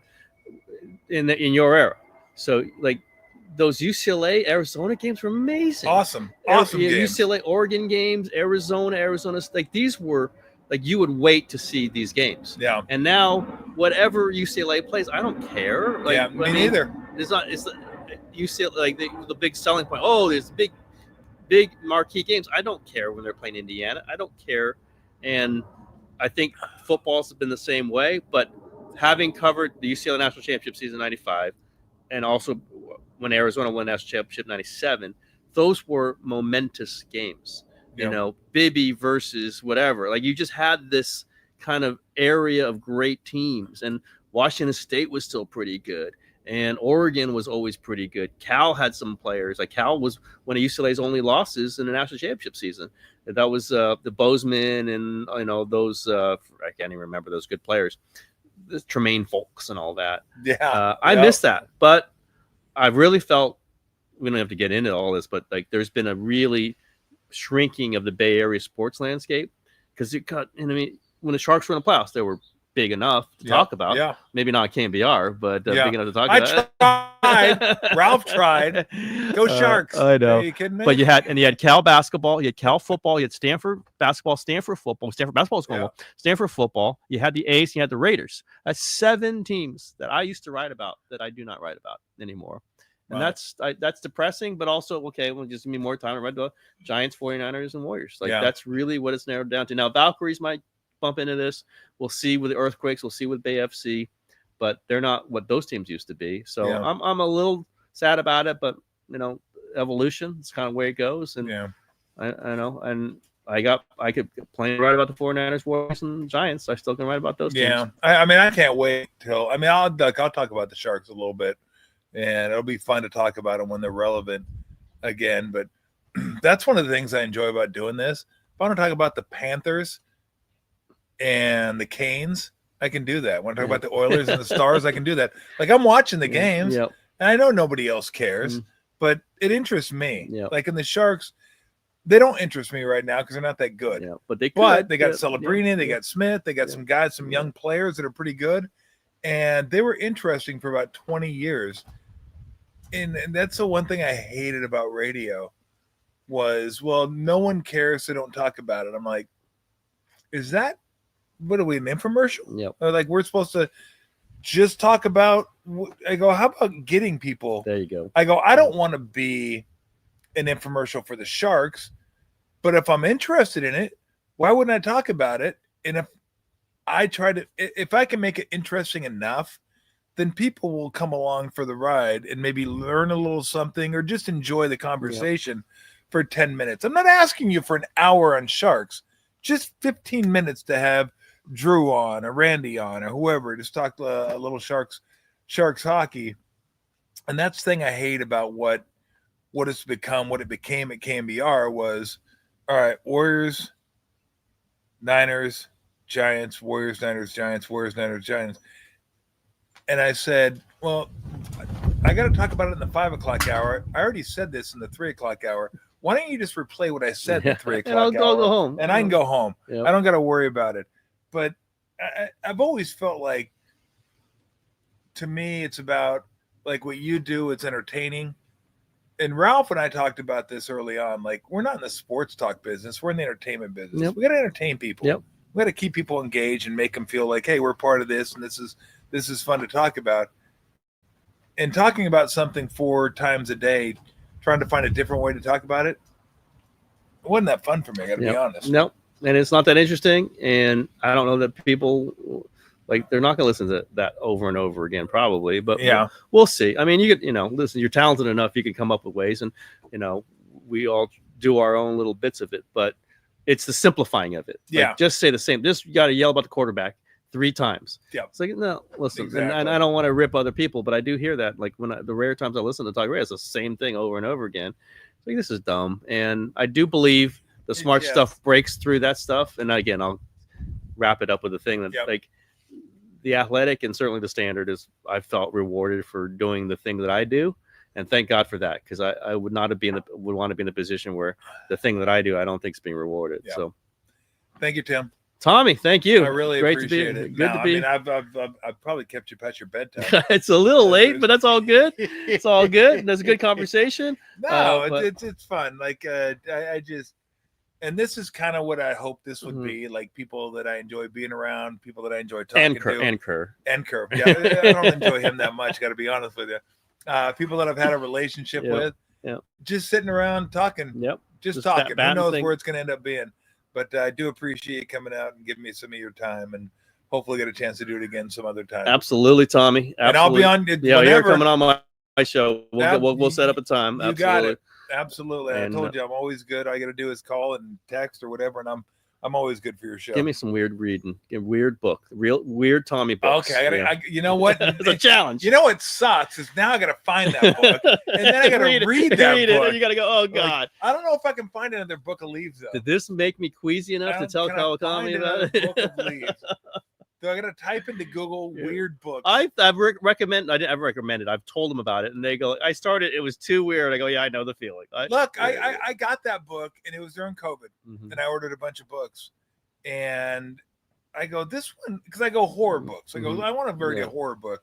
So I got this one. I go, this wasn't quite the description, not quite horror, but it's there's despair and there's this. I was like, I go, it sounds kind of weird. I go, I'm gonna get it, and then I got it, and I read it, and I'm not kidding you. I'm reading it. There are certain pages that are like 2 lines, Yep. and you got to turn it Yeah, this way to course. read, and then that way to read, and then jump jump to forward, then jump back, and then it's like a staircase. You're reading like a staircase, and I was like, so I got done with the book, and I liked it. I did like it. Did I love it? I liked it. So I was like, man, I go, there's no fucking way I'm going to read this book and not make somebody else read it. Who can I make read this book? So I go, Tim Kawakami. I'll make him read it. I'll give him a recommendation on this book. He'll read it. He'll be like, holy shit, what did you just do to me? You do? And I fought through it. Oh God. It's definitely a fight through a book. It is a fight, but it's good enough that you do want to you also like, how are they going to finish this? Like, I have no idea where this is going to end. I don't know what just happened on this page, and it's got 30 more pages. How about the page though, where it's condensed? Yeah. It was like 50 lines, and you're like reading it. Like, at some point, take me an hour to get through this page. I just did some of this. Yeah, like it was like I'm just taking it like it's an index in the middle of the book. But cheater. I kept going. Thank you, Tim. All right, Tommy. I appreciate it. Thank you, Daniel. Thank you, Max. Appreciate it as always. Brownie's around here somewhere. Lou decided to go, so we're all good. Kitties might show up one of these days, but we will see you probably Friday for the next show. We'll figure out what we have going for you. I think next week JT Snow is going to join us, and we'll have other guests for you as well. Until then, thanks for joining. Out.